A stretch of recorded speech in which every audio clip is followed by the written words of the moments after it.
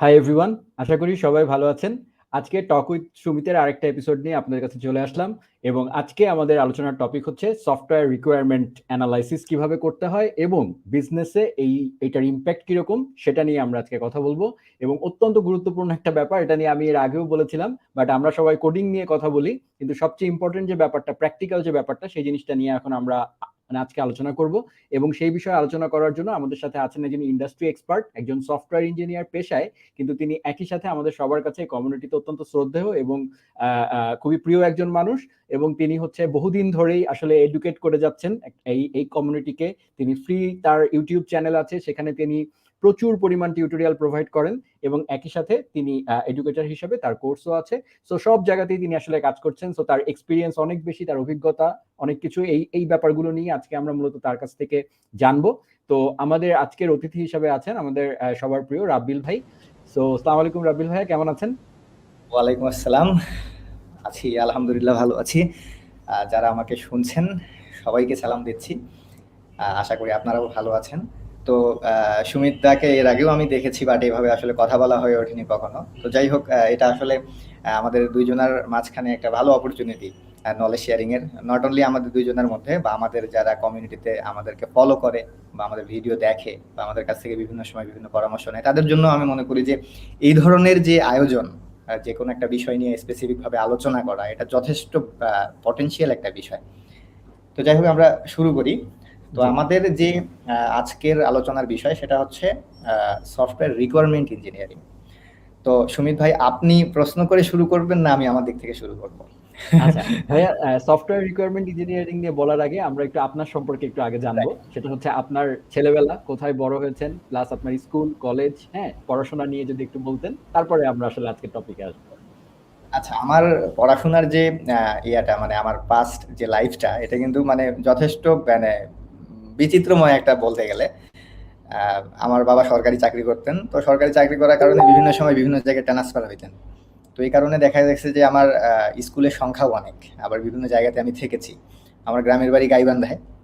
গাইবান্ধাতে আমি ক্লাস 1 থেকে 2 পর্যন্ত গাইবান্ধায় পড়ছি। তারপরে আবার গাইবান্ধার পাশে আরেকটা থানা আছে, পীরগঞ্জ নাম, সেটা হচ্ছে রংপুরের আন্ডারে। ওখানে ক্লাস 5 থেকে 7 পর্যন্ত পড়ছি।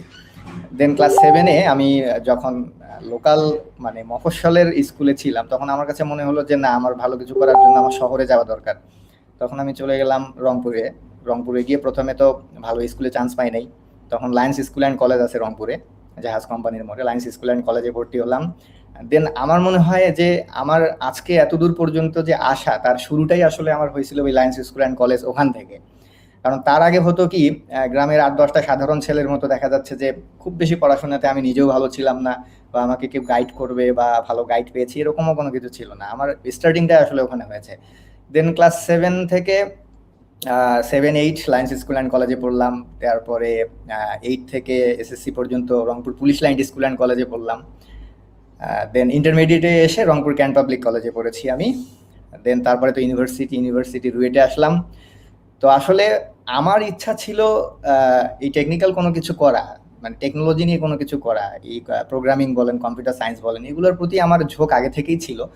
বাট আমার বাবা মা চাইতো যে ছেলে ইঞ্জিনিয়ার হবে।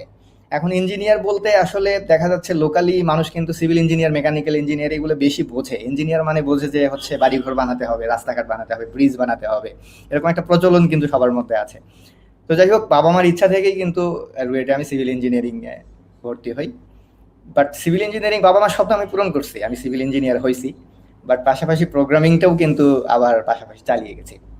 তো যখন আমি প্রথম রুয়েটে এসে দেখা যাচ্ছে যে ডুয়েল ক্যারেক্টার প্লে করতেছি, একে সিভিল ইঞ্জিনিয়ারিং পড়াশোনা করতেছি, আবার দেখা যাচ্ছে রাতে এসে প্রোগ্রামিং প্র্যাকটিস করতেছি, তখন এই যে সময়টা আমার গেছে, এটা খুবই হার্ড টাইম গেছে একটা আমার। মানে একটা সময় এরকম হয়ে গেছে যে আমি কোনটা ছেড়ে আসলে কোনটা করব। মানে এরকম প্রেশার ক্রিয়েট হয়ে যেত যে হচ্ছে দেখা যাচ্ছে যে সিভিল ইঞ্জিনিয়ারিংয়ে কোনো সেমিস্টারে 5টা সাবজেক্টের মধ্যে 3টাতে ফেল করছি আমি। আমার এরকমও গেছে। এবং ফাইনালি আমি যখন 4th ইয়ার কমপ্লিট করি, তখন অলরেডি আমার 9টা সাবজেক্টে ফেল। 9টা সাবজেক্টে ফেল নিয়ে আমি 4th ইয়ার কমপ্লিট করছি। দেন তারপরে রুয়েট থেকে আমার বন্ধু বান্ধব সব বের হয়ে গেল। তখনও কিন্তু আমি ক্যারিয়ার নিয়ে কনফিউজড যে কি করব আমি। আমি আসলে সিভিল ইঞ্জিনিয়ারিং জব করব না প্রোগ্রামিং, যেটাকে আমি এতদিন ধরে প্র্যাকটিস করে আসতেছি, সেদিকে যাব। তো ফ্যামিলি মেম্বার একদিকে একটা পরামর্শ দেয়, দেখা যাচ্ছে যে আমার ভাই হচ্ছে আমার সব থেকে বড় মোটিভেটর। আমার ভাই একটা ইনফরমেশন দেয়, আমার নিজের মধ্যে বিভিন্ন সময় বিভিন্ন মানে কনফিউজড এর মধ্যে ছিলাম কি আমাকে আসলে রাইট পরামর্শটা দেবে। তো তখন আমার মনে হলো যে না, আমি যাই করি আমার যেটা ভালো মনে হয়, যেটা ভালো লাগে আমি সেটাই করি। দেন তারপরে আসলে সিভিল ইঞ্জিনিয়ারিং পাশ করার পরে সিভিলের কোনো জবে আমি আসলে কখনোই ট্রাই করি নাই, বা সিভিলের জব করব এই ধরনের কোনো চিন্তা ভাবনাও আমার ছিল না। দেন রাজশাহীতে অনেকদিন যেহেতু ছিলাম এবং রাজশাহীতে কোচিং সেন্টারের সঙ্গে আমি যুক্ত ছিলাম, রাজশাহীতে আমার নিজেরও একটা কোচিং সেন্টার ছিল। রাজশাহীর অনেকেই আমাকে এই কোচিং সেন্টারের সুবাদে, লোকাল যারা আছে তারা অনেকেই চেনে স্কুল কলেজের। তো এই লোকাল পরিচিতির সুবাদে রাজশাহীতে বেশ কিছু স্টার্ট আপ সফটওয়্যার কোম্পানি আছে, আইটি কোম্পানি আছে। তার মধ্যে step up IT and training institute আছে, এটা পদ্মা আবাসিক এলাকায়। ওখানে ভাইদের সাথে আমার পরিচয় আগে থেকেই ছিল। তো ওনাদের সাথে আমি কাজ করা শুরু করলাম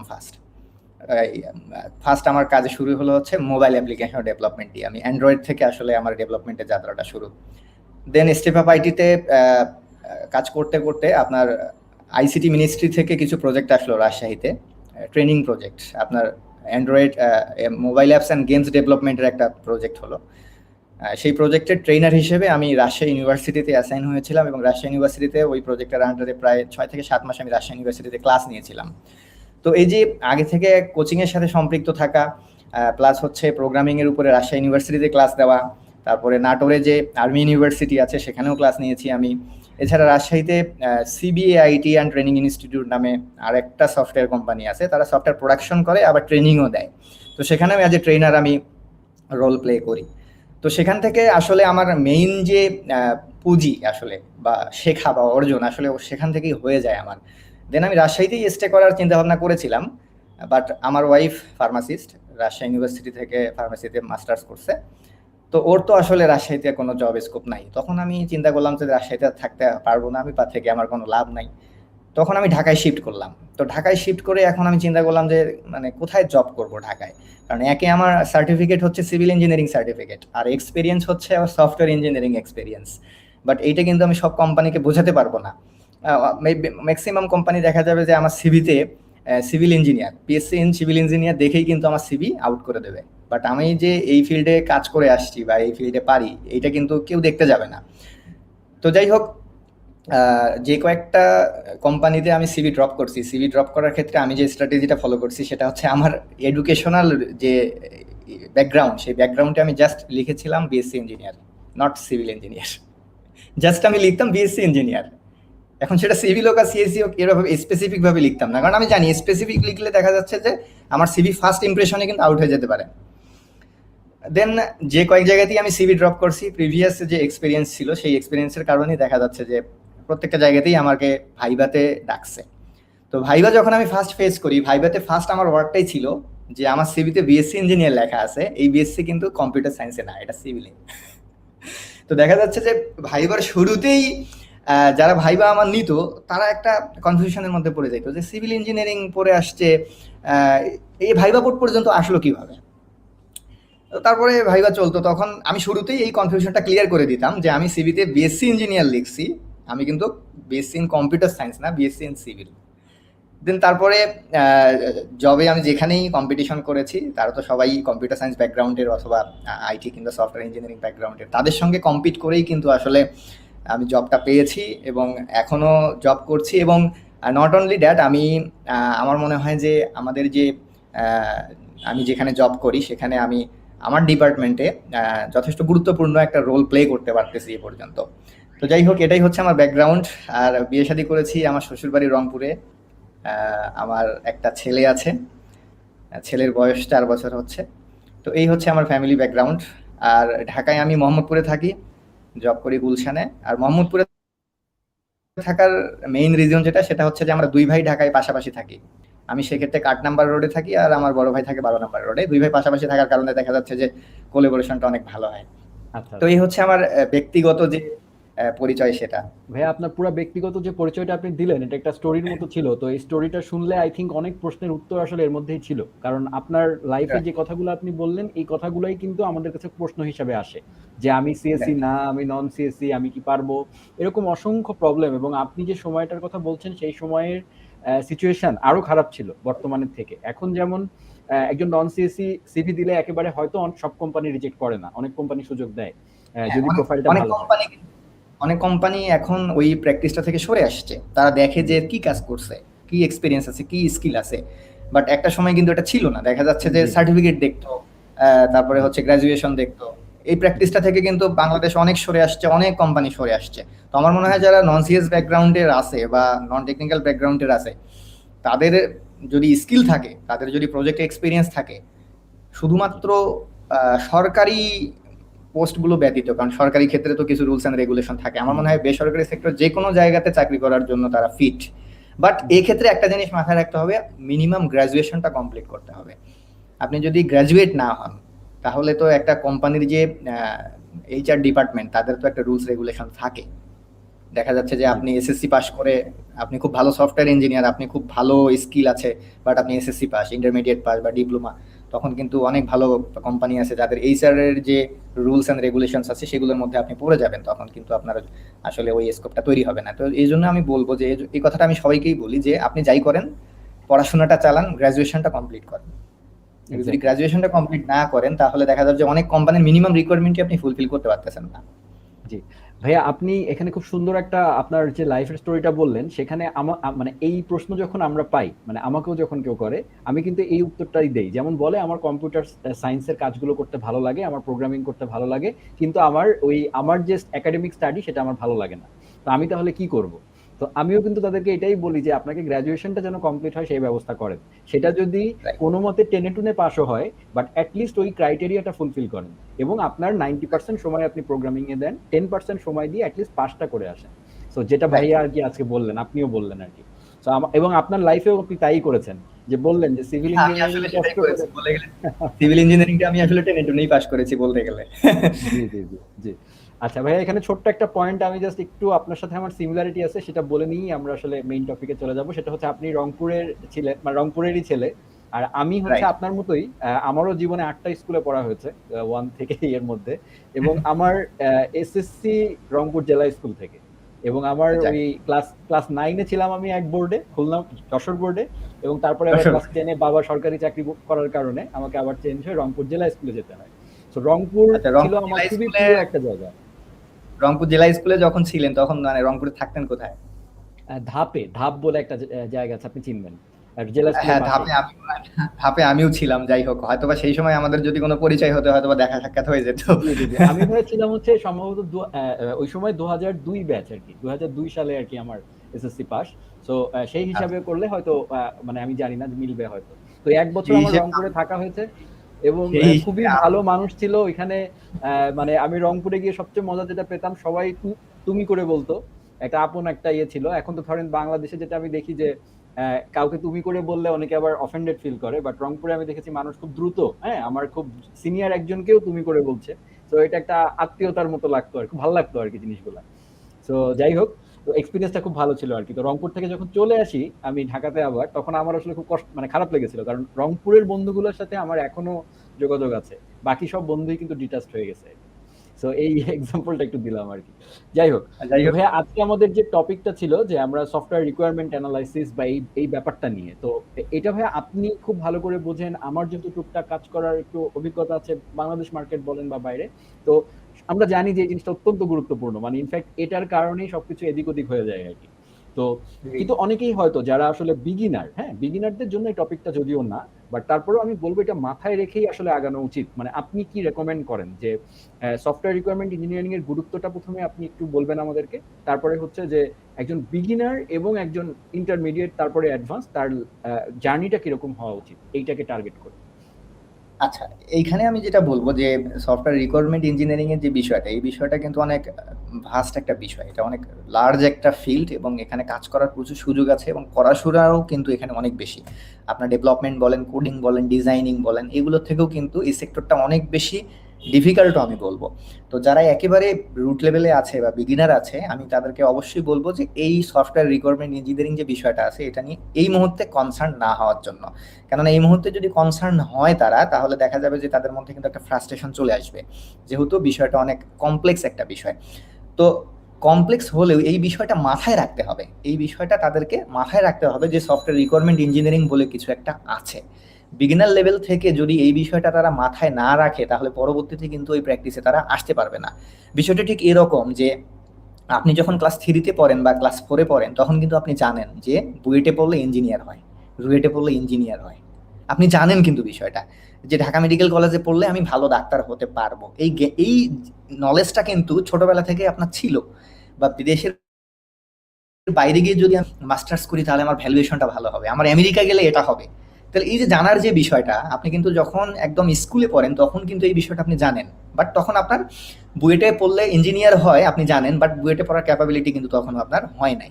তো যারা বিগিনার আছে তাদের ক্ষেত্রে ঠিক সেরকম, যে তারা এখন যে রুট লেভেলে আছে, সফটওয়্যার রিকোয়ারমেন্ট ইঞ্জিনিয়ারিং নামে যে একটা বিষয় আছে বা এটা যে একটা গুরুত্বপূর্ণ বিষয়, বা ভবিষ্যতে গিয়ে তাদেরকে যে এই বিষয়টা ফেস করতে হবে, এই যে মেন্টাল প্রিপারেশনটা এটা আগে থেকে থাকতে হবে। এটা আগে থেকে যদি না থাকে তাহলে হবে কি, মানে ওই যে ছোটবেলা থেকে আপনি জানতেন যে বুয়েটে পড়লে আপনি ইঞ্জিনিয়ার হবেন, আপনি যদি নাই জানতেন ছোটবেলা থেকে তাহলে আপনার ভেতরে কিন্তু এই ড্রিমটা তৈরি হতো না। মেডিকেলে পড়লে আপনি ডাক্তার হবেন, এই ড্রিমটা আপনি জানেন, এই কারণে কিন্তু আপনার ভেতরে ড্রিমটা তৈরি হয়েছে। তো যারা আজকে বিগিনার আছে তাদেরকেও এর জন্য ড্রিম তৈরি করার জন্য, যে ভবিষ্যতে সফটওয়্যার রিকোয়ারমেন্ট ইঞ্জিনিয়ারিং যে ফিল্ড আছে এই ফিল্ডে গিয়ে আমি ভালো কিছু করব বা ভালো একটা পারফরমেন্স করতে পারবো আমি, এই বিষয়টা এখন থেকে তাদেরকে জানতে হবে, যাতে করে তাদের ভেতরে ওই ড্রিমটা তৈরি হয়। ধীরে ধীরে ধীরে ধীরে গ্র্যাজুয়ালি ওই প্র্যাকটিসটা তাদের ভেতরে তৈরি হয়। কারণ এই প্র্যাকটিসটা কিন্তু একদিনে তৈরি হওয়ার না। আপনি HTML CSS হয়তো বা 7 দিন 15 দিনে 1 মাস 6 মাস স্টাডি করলে পারবেন, বাট সফটওয়্যার রিকোয়ারমেন্ট ইঞ্জিনিয়ারিংটা কিন্তু আসলে এই অল্প সময়ের স্টাডি দিয়ে আপনার হবে না। বাট এই প্র্যাকটিসটা প্রথম থেকেই আপনার ভিতরে গ্রো করতে হবে, ডে বাই ডে গ্রো করতে হবে। বছরের পর বছর যাবে, আপনি আজকে অ্যাসিস্ট্যান্ট প্রোগ্রামার আছেন, আপনি তো সারা জীবন অ্যাসিস্ট্যান্ট প্রোগ্রামার থাকবেন না। আপনি একটা সময় অ্যাসিস্ট্যান্ট সফটওয়্যার ইঞ্জিনিয়ার থেকে আপনি সফটওয়্যার ইঞ্জিনিয়ার হবেন, আপনি এক সময় সিনিয়র সফটওয়্যার ইঞ্জিনিয়ার হবেন। যখনই আপনি সিনিয়র সফটওয়্যার ইঞ্জিনিয়ার হয়ে গেলেন তারপরে আপনি টিম লিড করবেন, আপনি অ্যাসিস্ট্যান্ট ম্যানেজার হবেন, আপনি ম্যানেজার হবেন। দেন আইটি ক্যারিয়ারে ম্যানেজার লেভেলের পর থেকে উপরের দিকে যদি আপনি যান, সিনিয়র ম্যানেজার বা অ্যাসিস্ট্যান্ট জেনারেল ম্যানেজার বা CTO যারা আছে, অর্থাৎ চিফ টেকনিক্যাল অফিসার আছে, চেঞ্জ ট্রান্সমিশন অফিসার আছে, ক্যারিয়ার পার্টটা তো ভাই অনেক বিশাল। তাহলে ওই উপরের দিকে গিয়ে কিন্তু তখন আর আসলে আপনার এই কোডিংয়ের বিষয়গুলো আসবে না, তখন আপনাকে ডিসিশন মেকার হতে হবে, তখন আপনাকে সিদ্ধান্ত নিতে হবে, তখন আপনাকে ব্যবসা করতে হবে। ফাইনালি কি, পৃথিবীতে সবকিছুর মূলে কিন্তু ব্যবসা। আপনি আজকে যে 2 লাইন কোড লিখতেছেন, আপনি একটা support JavaScript document dot create element by ID বা document dot create element table লিখতেছেন, আপনি 1 লাইন কোড লিখতেছেন, আপনাকে বুঝতে হবে যে এই 1 লাইন কোডের গুরুত্ব কত। আপনি ডাটাবেজে একটা ইনসার্ট কোয়েরি চালাচ্ছেন, আপনাকে বুঝতে হবে এই যে ইনসার্ট কোয়েরিটা আপনি চালাচ্ছেন এটার ফিউচারটা কি, এটার গুরুত্বটা কি। তো শুরু থেকেই যদি রিকোয়ারমেন্ট ইঞ্জিনিয়ারিং এর প্র্যাকটিসটা তৈরি হয়, গ্র্যাজুয়ালি তৈরি হয়, তাহলে হবে কি একটা পর্যায়ে গিয়ে আমাদের কমিউনিটিতে আমরা খুব ভালো সফটওয়্যার রিকোয়ারমেন্ট ইঞ্জিনিয়ার পাবো।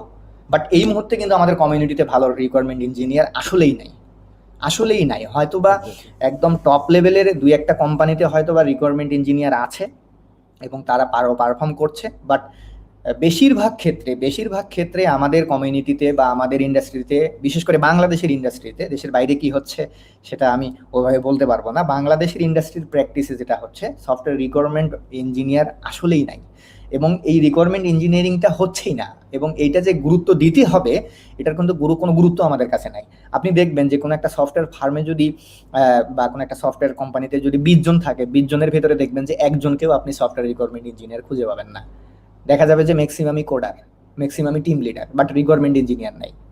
তো এই কারণে হচ্ছে কি, আমাদের দেশে যে সফটওয়্যারগুলো ডেভেলপ হচ্ছে সেগুলো কিন্তু 2 ভাবে ডেভেলপ হচ্ছে। একটা হচ্ছে ফ্রম ক্লায়েন্ট ডিমান্ড, যে আমি রাব্বিল ক্লায়েন্ট আর আপনি সুমিত হচ্ছে ডেভেলপার, আমি ক্লায়েন্ট, আপনার কাছে সরাসরি গেলাম, গিয়ে আমি বললাম যে ভাই আমার একটা দোকান আছে বা আমার একটা বিজনেস আছে, আমার এই বিজনেসের জন্য একটা সফটওয়্যার বানায় দেন। এখন আমি ক্লায়েন্ট যেভাবে বলছি, আপনি ডেভেলপার কিন্তু ঠিক সেইভাবে সফটওয়্যারটা বানায় দিচ্ছেন। এখানে কিন্তু মাঝখানে কোনো রিকোয়ারমেন্ট ইঞ্জিনিয়ার নাই, একদম সফটওয়্যারটা ডেভেলপ হচ্ছে, ক্লায়েন্ট গাইড করতেছে আর ডেভেলপার কোড লিখে যাচ্ছে, এবং ফাইনালি সফটওয়্যারটা তৈরি হয়ে যাচ্ছে। এভাবে কিন্তু একটা ডেভেলপমেন্ট আমাদের হচ্ছে। আরেকটা ডেভেলপমেন্ট হচ্ছে আইডিয়া থেকে, যে আমি নিজে ডেভেলপার, আমার একটা কোথাও আমি একটা দেখেছি, হয়তো বা দেশের বাইরে দেখেছি বা দেশে দেখেছি, হয়তো ফুড পান্ডা দেখেছি বা উবার দেখেছি, পাঠাও দেখেছি, ইভেলি দেখেছি, আলেশামার্ট দেখেছি। আমার একটা আইডিয়া আমার ভেতরে জেনারেট হয়েছে, আমার আইডিয়া থেকে আমি একটা সফটওয়্যার তৈরি করা শুরু করে দিলাম। তো ডেভেলপমেন্ট কিন্তু আমাদের দুইভাবে হচ্ছে, একটা ক্লায়েন্ট এসে আমাদের কাছ থেকে বানায় নিচ্ছে, আরেকটা হচ্ছে যে আমরা আমাদের নিজেদের ভেতরে একটা আইডিয়া জেনারেট করতেছি, সেই আইডিয়া থেকে আমরা একটা প্রজেক্ট শুরু করে দিচ্ছি। এবং নট অনলি দ্যাট, আপনি সারা বাংলাদেশে দেখবেন যে আইডিয়া কন্টেস্ট হচ্ছে, বিভিন্ন জায়গায় আইডিয়া কন্টেস্ট হচ্ছে। বাট আপনার যে আইডিয়াটা আপনি জেনারেট করলেন, ওই আইডিয়ার পেছনে তো একটা রিসার্চ দরকার, ওটার একটা বিজনেস লজিক দরকার, আপনার অবস্থানের প্রয়োজন দরকার। আপনি একটা ছোট্ট বিষয়ে ভালো করে খেয়াল করে দেখেন, ধরেন আমি রাব্বিল হাসান, আপনি সুমিত সাহা, আমরা একটা কোর ব্যাংকিং সিস্টেম বানালাম দুজন মিলে, কিন্তু আমাদের অবস্থানটা সেই পর্যায়ে নাই। তাহলে আপনি আর আমি মিলে যদি একটা কোর ব্যাংকিং সিস্টেম বানায় কোনো একটা প্রথম শ্রেণীর ব্যাংকে গিয়ে বলি যে ভাই আমার একটা কোর ব্যাংকিং সিস্টেম আছে, এটা কেনেন, তারা কি কিনবে, আমাদেরকে কি ট্রাস্ট করবে? আমরা কি সেই অবস্থানে আছি? আমরা কিন্তু সেই অবস্থানে নাই। তাহলে সফটওয়্যার শুধু বানালেই হবে না, অবস্থানটাও বিবেচনা করতে হবে। আমি আজকে বা আপনি ধরেন, আপনি হচ্ছে অ্যানালাইজিং বিডিতে আছেন, আমি আইডিএলসি ফাইন্যান্স লিমিটেডে আছি, অনেকে ফ্রিল্যান্সিং করতেছে, যারা আজকে ফ্রিল্যান্সিং করতেছে তারা একটা ধরেন হচ্ছে ঢাকা স্টক এক্সচেঞ্জের জন্য একটা সফটওয়্যার বানালো, সফটওয়্যারটা খুবই ভালো, আমি বুঝলাম সবকিছুই ঠিকঠাক আছে। সে যদি ঢাকা স্টক এক্সচেঞ্জ কমিশনে গিয়ে বলে আমি একটা সফটওয়্যার বানাইছি, এটা তারা কি নিবে না, কারণ সে ওই অবস্থানে অবস্থান করে না। তো শুধুমাত্র সফটওয়্যার বানালেই হবে না, আমি কোন অবস্থানে আছি, আমার অবস্থান থেকে আমি কোন সফটওয়্যারটা বানালে, কিভাবে বানালে, সেই সফটওয়্যারে কি কি ফিচার থাকলে সেটার বিজনেস ইম্প্যাক্ট আসবে, এই বিষয়গুলো কিন্তু আমাদেরকে রিসার্চ করতে হবে। তো যেটা বললাম আমি, যে বাংলাদেশের সফটওয়্যার ডেভেলপ হচ্ছে দুইভাবে, একটা হচ্ছে ক্লায়েন্ট এসে বানায় নিচ্ছে, অথবা আমরা আইডিয়া জেনারেট করতেছি, জেনারেট করে বানানো শুরু করে দিচ্ছি। এবং এতে করে যে সমস্যাটা হচ্ছে সেটা হচ্ছে ক্লায়েন্ট কিন্তু টেকনোলজি বোঝে না, ক্লায়েন্ট বোঝে হচ্ছে বিজনেস। ক্লায়েন্ট টেকনোলজি বোঝে না, ক্লায়েন্ট সফটওয়্যার বোঝে না, ক্লায়েন্ট প্রোগ্রামিং বোঝে না, ডাটাবেস বোঝে না, লোড বোঝে না, সার্ভার বোঝে না, ক্লায়েন্ট কিচ্ছু বোঝে না, ক্লায়েন্ট বোঝে বিজনেস। তো ক্লায়েন্ট শুধুমাত্র বিজনেস বোঝার কারণে হচ্ছে কি, ক্লায়েন্ট কিন্তু বুঝে না বুঝে বিভিন্ন রিকোয়ারমেন্ট দিচ্ছে।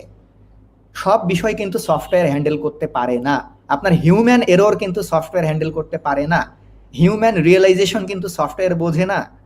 কিন্তু ক্লায়েন্ট করতেছে কি, বুঝে না বুঝে, কোনো অ্যানালাইসিস ছাড়াই, তার বিজনেসের জন্য দরকার এটা দরকার সেটা দরকার, সে কিন্তু বুঝে না বুঝে দেখা যাচ্ছে যে আপনি যখন একটা ক্লায়েন্টের কাজ করতেছেন, আপনাকে বিশাল একটা রিকোয়ারমেন্টের লিস্ট দিয়ে দিচ্ছে। সেখানে দেখা যাচ্ছে যে কিছু কিছু টেকনিক্যালি পসিবল, কিছু কিছু টেকনিক্যালি পসিবল না। যখন যে বিষয়টা টেকনিক্যালি পসিবল হচ্ছে না, আমাদের ডেভেলপার দেখা যাচ্ছে টেকনিক্যালি পসিবল না হওয়া সত্ত্বেও সেটা নিয়ে টাইম ওয়েস্ট করতেছে, বা দেখা যাচ্ছে বানাচ্ছে, ক্লায়েন্ট এই জিনিসটা চাইছে, ও বানায় দিছে, বাট ফাইনালি দেখা যাচ্ছে সেই জিনিসটাতে প্রচুর বাগ, সেই জিনিসটা কাজ করতেছে না, সেই জিনিসটা পারফর্ম করতেছে না, এই ধরনের ঘটনা কিন্তু ঘটতেছে। আবার হচ্ছে কি, আপনার ক্লায়েন্ট যেহেতু সফটওয়্যার বোঝে না, ফ্লো বোঝে না, অ্যালগরিদম বোঝে না, এই কারণে দেখা যাচ্ছে ডেভেলপমেন্ট চলাকালীন সময়ে বিভিন্ন সময় কিন্তু রিকোয়ারমেন্ট চেঞ্জ করে।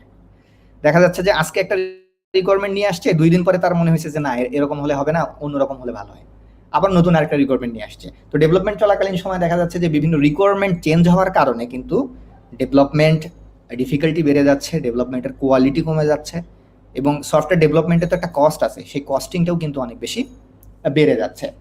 এছাড়া হচ্ছে কি, আপনার ক্লায়েন্টের আরেকটা যেটা সমস্যা, সেটা হচ্ছে ক্লায়েন্ট যেহেতু টেকনোলজিক্যাল কোনো জ্ঞান রাখে না, সব ক্লায়েন্টের জন্য আমি বলছি না, 2-1 ক্লায়েন্ট অবশ্যই রাখে, এই কারণে হচ্ছে কি, একটা বিজনেসকে কিভাবে আসলে সফটওয়্যারে ট্রান্সলেট করা যায়, এই ট্রান্সলেশনটা কিন্তু ক্লায়েন্ট আসলে অ্যাকচুয়ালি করতে পারছে না। বাট আমরা করতেছি কি, ওই যে ক্লায়েন্ট ডিমান্ড ফুলফিল করতে হবে আমাকে, ক্লায়েন্ট ডিমান্ড ফুলফিল করার জন্য ক্লায়েন্ট যেভাবে চাচ্ছে আমরা সেইভাবে বানায় দিচ্ছি। এবং ফাইনালি কি হচ্ছে, ফাইনালি কিন্তু সফটওয়্যার হচ্ছে, ফাইনালি সফটওয়্যার হচ্ছে, বাট ফাইনালি প্রোডাকশনে যেটা আসতেছে দেখা যাচ্ছে যে ক্লায়েন্টের কারণে বা রিকোয়ারমেন্ট অ্যানালাইসিস ফেইলের কারণে ডেভেলপমেন্টের বিভিন্ন বাগ চলে আসতেছে। তারপরে হচ্ছে ক্লায়েন্ট যখন ওই সফটওয়্যারটা তার বিজনেসে ইমপ্লিমেন্ট করতেছে, বিজনেসে ইমপ্লিমেন্ট করার পরে সে দেখতেছে যে সেখানে অনেক লুফল আছে, তার বিজনেস রিকোয়ারমেন্ট ফুলফিল করে না, বা সেখানে বিজনেস রিকোয়ারমেন্ট ফুলফিল করার জন্য আরও ফাংশনালিটি দরকার, দেখা যাচ্ছে যে অনেক আনএক্সপেক্টেড আপনার হচ্ছে ফাংশনালিটি চলে আসছে। তো এই ধরনের কিন্তু বিভিন্ন সমস্যা অ্যারাইজ করার কারণে হচ্ছে কি, ক্লায়েন্ট সফটওয়্যারটা দেখা যাচ্ছে যে 1 মাস 2 মাস 3 মাস বা 4 মাস বা বছর খানিক ওটাকে মেনটেন করার পরে একটা সময় কি কিন্তু সফটওয়্যারটাকে মেনটেন করছে না। এতে করে হচ্ছে কি, এতে করে ক্লায়েন্টও ক্ষতিগ্রস্ত হচ্ছে, ডেভেলপারও ক্ষতিগ্রস্ত হচ্ছে। ক্লায়েন্ট কিভাবে ক্ষতিগ্রস্ত হচ্ছে, ক্লায়েন্ট ওই সফটওয়্যারটা বানানোর জন্য টাকা খরচ করছে, তার সময় খরচ করছে, তার ইফোর্ট খরচ করছে, কিন্তু ফাইনালি সেই সফটওয়্যারটা থেকে কিন্তু সে কোনো বিজনেস বেনিফিটটা নিয়ে আসতে পারতেছে না। একটা সময় সফটওয়্যারটা সে ইউজই করতেছে না, ইউজ করা বন্ধ করে দিচ্ছে। তাহলে কি হচ্ছে, ক্লায়েন্ট বেশি ক্ষতিগ্রস্ত হচ্ছে এবং ডেভেলপার কিছুটা লাভবান হচ্ছে। কিভাবে লাভবান হচ্ছে, ডেভেলপমেন্টের জন্য যে বা কোডিং করার জন্য যে আপনার অ্যামাউন্ট পাওয়ার কথা বা যেটা অনারিয়াম পাওয়ার কথা, সেটা কিন্তু ডেভেলপার পাচ্ছে এবং এটা কিন্তু ওয়ান টাইমই পাচ্ছে। দেন ডেভেলপার ওয়ান টাইম পাচ্ছে, এটা নিয়ে কিন্তু আমার ডেভেলপার খুশি হয়ে যাচ্ছে। বাট ডেভেলপারকে এটা মাথায় রাখতে হবে যে client success is always depends on developer success, developer success is always depends on client success. আপনার ক্লায়েন্ট যদি সাকসেস হয় তাহলে আপনার সফটওয়্যারটা সাকসেস হবে, আপনার ডেভেলপমেন্টটা সাকসেস হবে। আর আপনার ডেভেলপমেন্ট মানে আপনার সফটওয়্যার যদি সাকসেসফুল হয় তাহলে আপনার সফটওয়্যারের বিজনেস ভ্যালু বাড়বে। আপনার সফটওয়্যারের বিজনেস ভ্যালু বাড়লে অ্যাজ এ ইঞ্জিনিয়ার আপনারও বিজনেস ভ্যালুটা বাড়বে। এখন বাংলাদেশে কি হচ্ছে, দেখা যাচ্ছে যে অনেক কি বলে ফ্রিল্যান্সার আমাদের, তো ম্যাক্সিমাম ফ্রিল্যান্সিং যে ডেভেলপমেন্টগুলো হচ্ছে এগুলাতে কিন্তু দেখা যাচ্ছে যে আমরা ডেভেলপমেন্ট করে ছেড়ে দিচ্ছি, তারপরে সফটওয়্যারটা ফাইনালি প্র্যাকটিক্যাল ফিল্ডে গিয়ে কিরকম পারফর্ম করতেছে আমরা কিন্তু সেটা দেখতেছি না, বা সেটা আমরা জানতেছি না। এই কারণে কিন্তু ম্যাক্সিমাম ক্ষেত্রেই আমরা রিয়েল সিনারিওটা দেখতে পাচ্ছি না। তো যাই হোক, আমি যে প্রতিষ্ঠানে জব করি এখানে জব করার সুবিধাই মানে জব করার কারণেই আসলে আমি এই সিনারিওগুলো এখানে দেখতে পাই। কেননা এখানে আমার ইনহাউস যে সফটওয়্যারটা ডেভেলপ হচ্ছে সেই সফটওয়্যারটা আমি বিজনেসে ইমপ্লিমেন্ট করতেছি, আমার ইউজার ইউজ করতেছে। অর্থাৎ সফটওয়্যারের যে পুরা সিনারিওটা, সেই পুরা সিনারিওটা দেখার সুযোগটা কিন্তু আমার প্রতিষ্ঠান থেকে আমার হচ্ছে। এই কারণেই কিন্তু এই বিষয়গুলো আমি রিয়েলাইজ করতেছি। বাট সিম্পলি আপনি যদি একটা সফটওয়্যার কোম্পানিতে জব করেন, জাস্ট আপনার রেসপন্সিবিলিটি হচ্ছে কোড করা, তাহলে কিন্তু এই পুরো সিনারিওটা আপনি দেখতে পাবেন না। দেখা যাচ্ছে যে একটা বিজনেসে ইমপ্লিমেন্ট করার পরে দেখা যাচ্ছে যে এমনও হয় যে ওই সফটওয়্যারের কারণে ইউজারের সময় নষ্ট হচ্ছে, এরকমও ঘটনা ঘটে। আপনি ইউজারের সময় বাঁচানোর জন্য সফটওয়্যার বানাইছেন, বাট আপনার রিকোয়ারমেন্ট ফেল করার কারণে ওই সফটওয়্যারের কারণে আপনার ইউজারের সময় নষ্ট হচ্ছে। এমনও হচ্ছে যে সফটওয়্যারের কারণে যেখানে বিজনেসে প্রফিট বাড়ার কথা সেখানে সফটওয়্যারের কারণে বিজনেসে প্রফিট কমে যাচ্ছে। ওই সফটওয়্যারের কারণে বিজনেসের মধ্যে দেখা যাচ্ছে কনফিউশন এড়াই যাচ্ছে, গন্ডগোল তৈরি হয়ে যাচ্ছে, এরকম ঘটনাও কিন্তু ঘটতেছে। তো এই যে ঘটনাগুলো ঘটতেছে এগুলোর মেইন কারণই হচ্ছে আসলে এই বিজনেস রিকোয়ারমেন্ট ফেলিওরের যে বিষয়টা, সেই বিষয়টা আপনি খেয়াল করে দেখবেন যে অনেক কোম্পানি সফটওয়্যার বানাচ্ছে এবং বিভিন্ন প্রতিষ্ঠানে সফটওয়্যারগুলো তারা সেল করতেছে। আপনি সেই প্রতিষ্ঠানের যদি ইউজার ফিডব্যাক নেন, অ্যাকচুয়াল ইউজার ফিডব্যাকটা নেন, মোস্ট অফ দ্য কোম্পানি বলবে যে এই সফটওয়্যারটা আমার বিজনেস রিকোয়ারমেন্ট 100% ফুলফিল করে না। দেখা যাচ্ছে যে 30% রিকোয়ারমেন্ট ফুলফিল করতেছে বা 40% রিকোয়ারমেন্ট ফুলফিল করতেছে, তারপরেও কিন্তু তারা ইউজ করতেছে। কোনো কোম্পানি বলবে না যে এই সফটওয়্যারটা আমার 100% বিজনেস রিকোয়ারমেন্ট ফুলফিল করতেছে বা এই সফটওয়্যার থেকে যতটুকু বেনিফিটেড হওয়ার কথা আমি ততটুকু বেনিফিটেড হচ্ছি। আর এটার মেইন রিজনটাই হচ্ছে আসলে এই রিকোয়ারমেন্ট ফেলিয়ার। এবং এখানে আরেকটা বিষয় আছে যে হচ্ছে সফটওয়্যার তো শুধু বানালেই হবে না, ওই সফটওয়্যারের একটা মেইনটেনেন্স লাগবে। ম্যাক্সিমাম ক্ষেত্রে আমরা অনেকেই মনে করি যে সফটওয়্যার আমি একটা বানায় নিয়ে আমি ওটা ইমপ্লিমেন্ট করে দেবো, বাস আমার কাজ শেষ। বিষয়টা তো তা না। আপনার এখনও কিন্তু আপনার বিভিন্ন প্রতিষ্ঠানে সফটওয়্যার ডেভেলপারের থেকে সফটওয়্যার মেইনটেনেন্সের জন্য অনেক বেশি লোক প্রয়োজন হয়। দেখা যাচ্ছে যে সফটওয়্যারে আপনি একটা নিলেন, সেই সফটওয়্যারটা আপনার মেইনটেনেন্সের প্রয়োজন আছে। সেই সফটওয়্যারে বিভিন্ন সময় বিভিন্ন এরর আসবে, বিভিন্ন বাগ আসবে, সেগুলো ফিক্সিংয়ের বিষয় আছে। তারপরে সেই সফটওয়্যারটা যে ইউজাররা ইউজ করবে তারা আদৌ সেই সফটওয়্যারটা ইউজ করতে পারবে কিনা, সেই পরিমাণ ডিভাইস তাদের আছে কিনা, ইনফ্রাস্ট্রাকচার আছে কিনা, সার্ভার আছে কিনা, এই সব কিছু বিচার বিবেচনা করেই কিন্তু আসলে আমাদেরকে একটা প্রোডাক্ট তৈরি করতে হবে। আপনি খেয়াল করে দেখেন, সফটওয়্যার একটা product, this is a business product. আপনি একটা সিম্পল উদাহরণ যদি আমি দেই, ধরেন একটা মোবাইল ফোন, ধরেন অ্যাপেল একটা মোবাইল ফোন বাজারে নিয়ে আসবে বা শাওমি একটা মোবাইল ফোন বাজারে নিয়ে আসবে, একটা প্রোডাক্ট বাজারে নিয়ে আসবে। এই মোবাইল ফোনটা বাজারে নিয়ে আসার আগে তারা কিন্তু রিকোয়ারমেন্ট অ্যানালাইসিস করে, তারা মার্কেট অ্যানালাইসিস করে যে এই ফোনটা আমি মার্কেটে নিয়ে আসলে আমার ইউজার এটা পারচেজ করবে কিনা, আমার ইউজার কেন পারচেজ করবে, আমার ইউজার যদি আমার এই মোবাইল ফোনটা পারচেজ করে তাহলে সেখান থেকে সে কীভাবে বেনিফিটেড হবে, বা আমি যে মোবাইল ফোনটা বানাচ্ছি সেই মোবাইল ফোনটা বাজারে আরও অন্যান্য যে মোবাইল ফোনগুলো আছে সেগুলোর সাথে কম্পিট করতে পারবে কিনা। এই সমস্ত রিসার্চের পরেই কিন্তু একটা মোবাইল ফোন তারা বাজারে লঞ্চ করে। নট অনলি মোবাইল ফোন, আপনি যে কোনো প্রোডাক্টের ক্ষেত্রে বলেন, আপনি একটা মোটর সাইকেলের জন্য বলেন বা আপনি একটা গাড়ির জন্য বলেন, যে কোনো প্রোডাক্ট বাজারে নিয়ে আসার আগে বা ডেভেলপমেন্ট ফেজে যাওয়ার আগে সেটা নিয়ে প্রচুর পরিমাণে স্টাডি হয়, মার্কেট অ্যানালাইসিস হয়, রিকোয়ারমেন্ট অ্যানালাইসিস হয়, কাস্টমার ফিডব্যাক অ্যানালাইসিস হয়, দেন তারপরেই কিন্তু প্রোডাক্টটা বাজারে আসে, তার আগে কিন্তু আসে না। এবং আপনি দেখবেন যে সেই অ্যানালাইসিসে যদি তারা ফেল করে তাহলে ওই প্রোডাক্টটা কিন্তু মার্কেটে ফেল করে। এরকম অনেক মোবাইল ফোন আছে যে প্রথমের দিকে ভালো চলছে, এখন আর চলতেছে না। এরকম অনেক বাইক আছে, প্রথমের দিকে ভালো চলছে, এখন আর চলছে না। এরকম অনেক প্রোডাক্ট আছে যে প্রথমে ভালো পারফর্ম করছে, 6 মাস 1 বছর পরে হারায় গেছে। তো আমাদের সফটওয়্যারেরও কিন্তু আসলে এই প্রবলেমটা হয়ে গেছে। আমাদের স্টাডি নাই, আমাদের রিসার্চ নাই। আমার সফটওয়্যারটা বিজনেসকে কিভাবে উপকৃত করবে, বিজনেসের কোন অংশে এটাকে ইমপ্লিমেন্ট করা দরকার, এই বিষয়গুলো না থাকার কারণে দেখা যাচ্ছে যে সফটওয়্যার মার্কেটে আসতেছে, বিজনেস রিকোয়ারমেন্ট ফুলফিল করতে পারতেছে না। 3 মাস 6 মাস ইউজার সেটা ইউজ করতেছে, বাট ফাইনালি সেটা ইউজ করা ছেড়ে দিচ্ছে, ছেড়ে দিয়ে আবার নতুন সফটওয়্যারে যাচ্ছে। এরকম অনেক ঘটনা আছে। আপনি বিভিন্ন যে শপিং কমপ্লেক্সগুলো আছে, শপিং কমপ্লেক্সগুলোতে দেখবেন যে তারা পয়েন্ট অফ সেলের অ্যাপ্লিকেশনগুলো ইউজ করে। দেখা যাচ্ছে যে জানুয়ারি মাসে একটা পয়েন্ট অফ সেলের অ্যাপ্লিকেশন ইউজ করছে, হয়তোবা দেখা যাচ্ছে ফেব্রুয়ারি মাসে গিয়ে ওটা ইউজ করছে না। ভাই কেন ইউজ করছেন না? ভাই আমার ওটা ইউজ করে হচ্ছে না। এরকম কিন্তু অনেক ফিডব্যাক আপনি পাবেন। কেন ইউজ করে হচ্ছে না? কারণ তার বিজনেসের সঙ্গে ওই সফটওয়্যারটা অ্যালাইন হয় না বা ওই সফটওয়্যারটা যায় না। তো এই জন্য আমি মানে যেটা বলতেছি সেটা হচ্ছে সফটওয়্যার রিকোয়ারমেন্ট অ্যানালাইসিসের জন্য আসলে আমাদের কি কি জানা দরকার। এখন এটা হচ্ছে কথা। আমি আশা করি বোঝাতে পেরেছি যে সফটওয়্যার রিকোয়ারমেন্ট অ্যানালাইসিস না করলে কি কি ঘটনা ঘটতে পারে। এখন পুরো বিষয়টা এই অল্প সময়ে বলা সম্ভব নয়, তারপরেও আমি সামারাইজ করে আপনাদেরকে ধারণা দিচ্ছি যে বিষয়টা আসলে কি। এখন একটা সফটওয়্যার রিকোয়ারমেন্ট অ্যানালাইসিস যখন আপনি করবেন তখন আসলে আপনার কি কি লাগবে। সফটওয়্যার রিকোয়ারমেন্ট অ্যানালাইসিস করতে গেলে কি আপনাকে সফটওয়্যার ইঞ্জিনিয়ার হতে হবে? সফটওয়্যার রিকোয়ারমেন্ট অ্যানালাইসিস করতে গেলে কি আপনাকে প্রোগ্রামার হতে হবে? কি হতে হবে? আপনার কি নলেজ থাকলে আপনি একটা সফটওয়্যারের রিকোয়ারমেন্ট অ্যানালাইসিস করতে পারবেন? নাম্বার 1 আমি যেটা বলবো সেটা হচ্ছে domain knowledge. Domain knowledge, domain নলেজটা কি জিনিস? ডোমেইন নলেজ হচ্ছে আপনি যে সফটওয়্যারটা বানাবেন বা যে বিজনেসের জন্য সফটওয়্যারটা বানাবেন, প্রথমে আপনাকে সেই বিজনেসটা বুঝতে হবে। আপনি যদি বিজনেসটা না বোঝেন তাহলে তো ওই বিজনেসের জন্য কোনো সফটওয়্যারের রিকোয়ারমেন্ট আপনি অ্যানালাইসিস করতে পারবেন না। আপনাকে আগে বিজনেসটা বুঝতে হবে।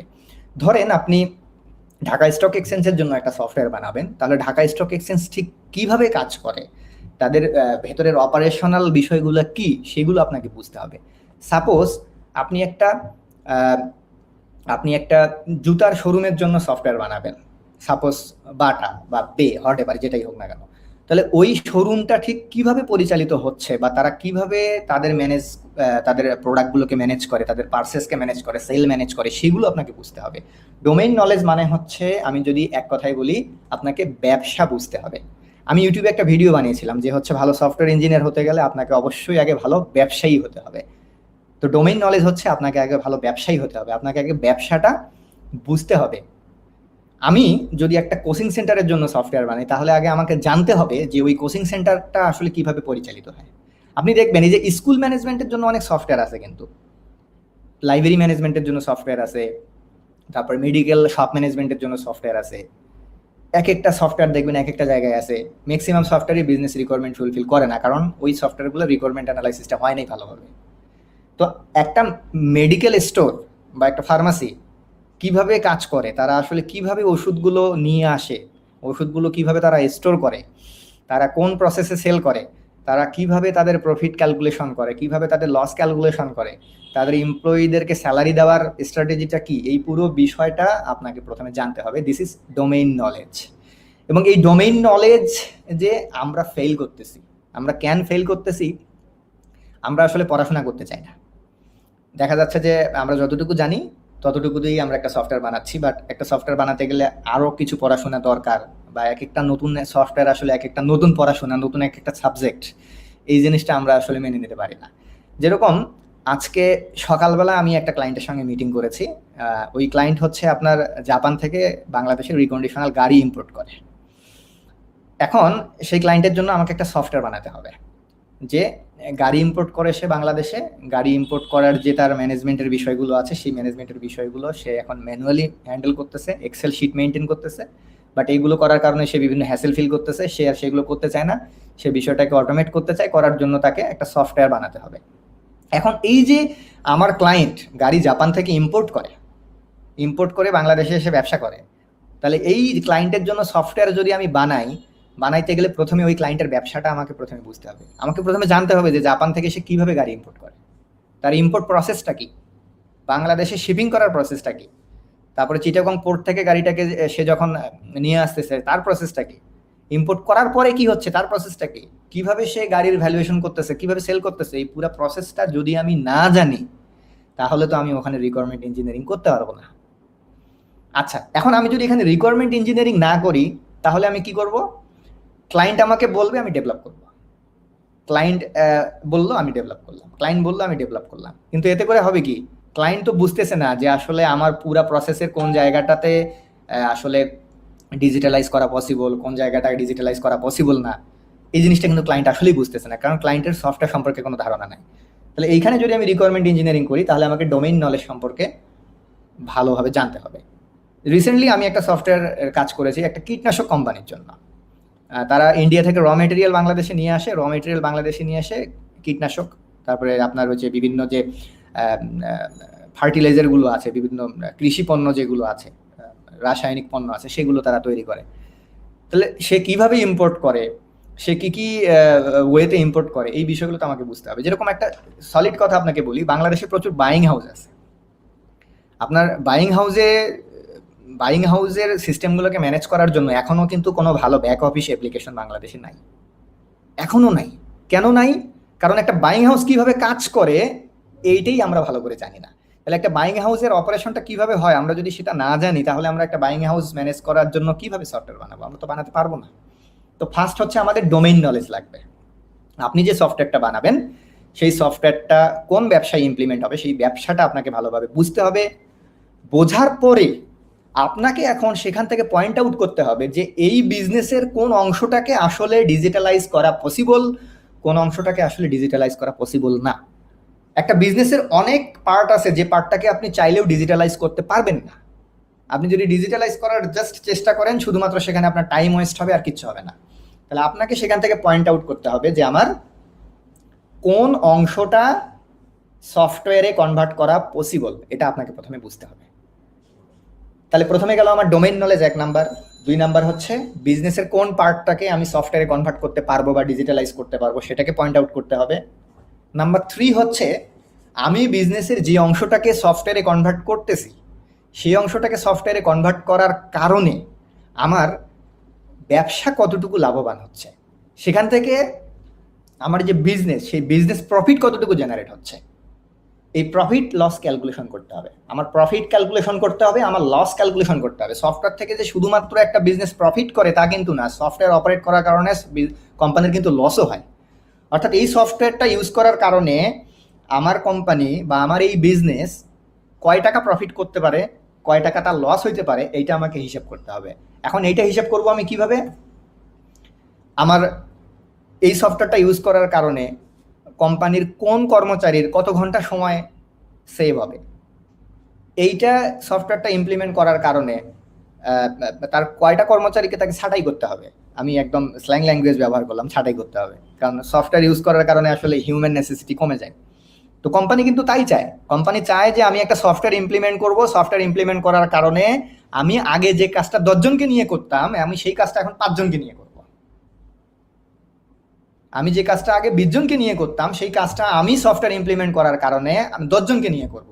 তাহলে কোম্পানি যে কাজটা 20 জনকে নিয়ে করতো সেই কাজটা কোম্পানি কিভাবে 10 জনকে নিয়ে করবে আপনাকে কিন্তু সফটওয়্যারটা ঠিক সেইভাবেই বানাতে হবে, রাইট?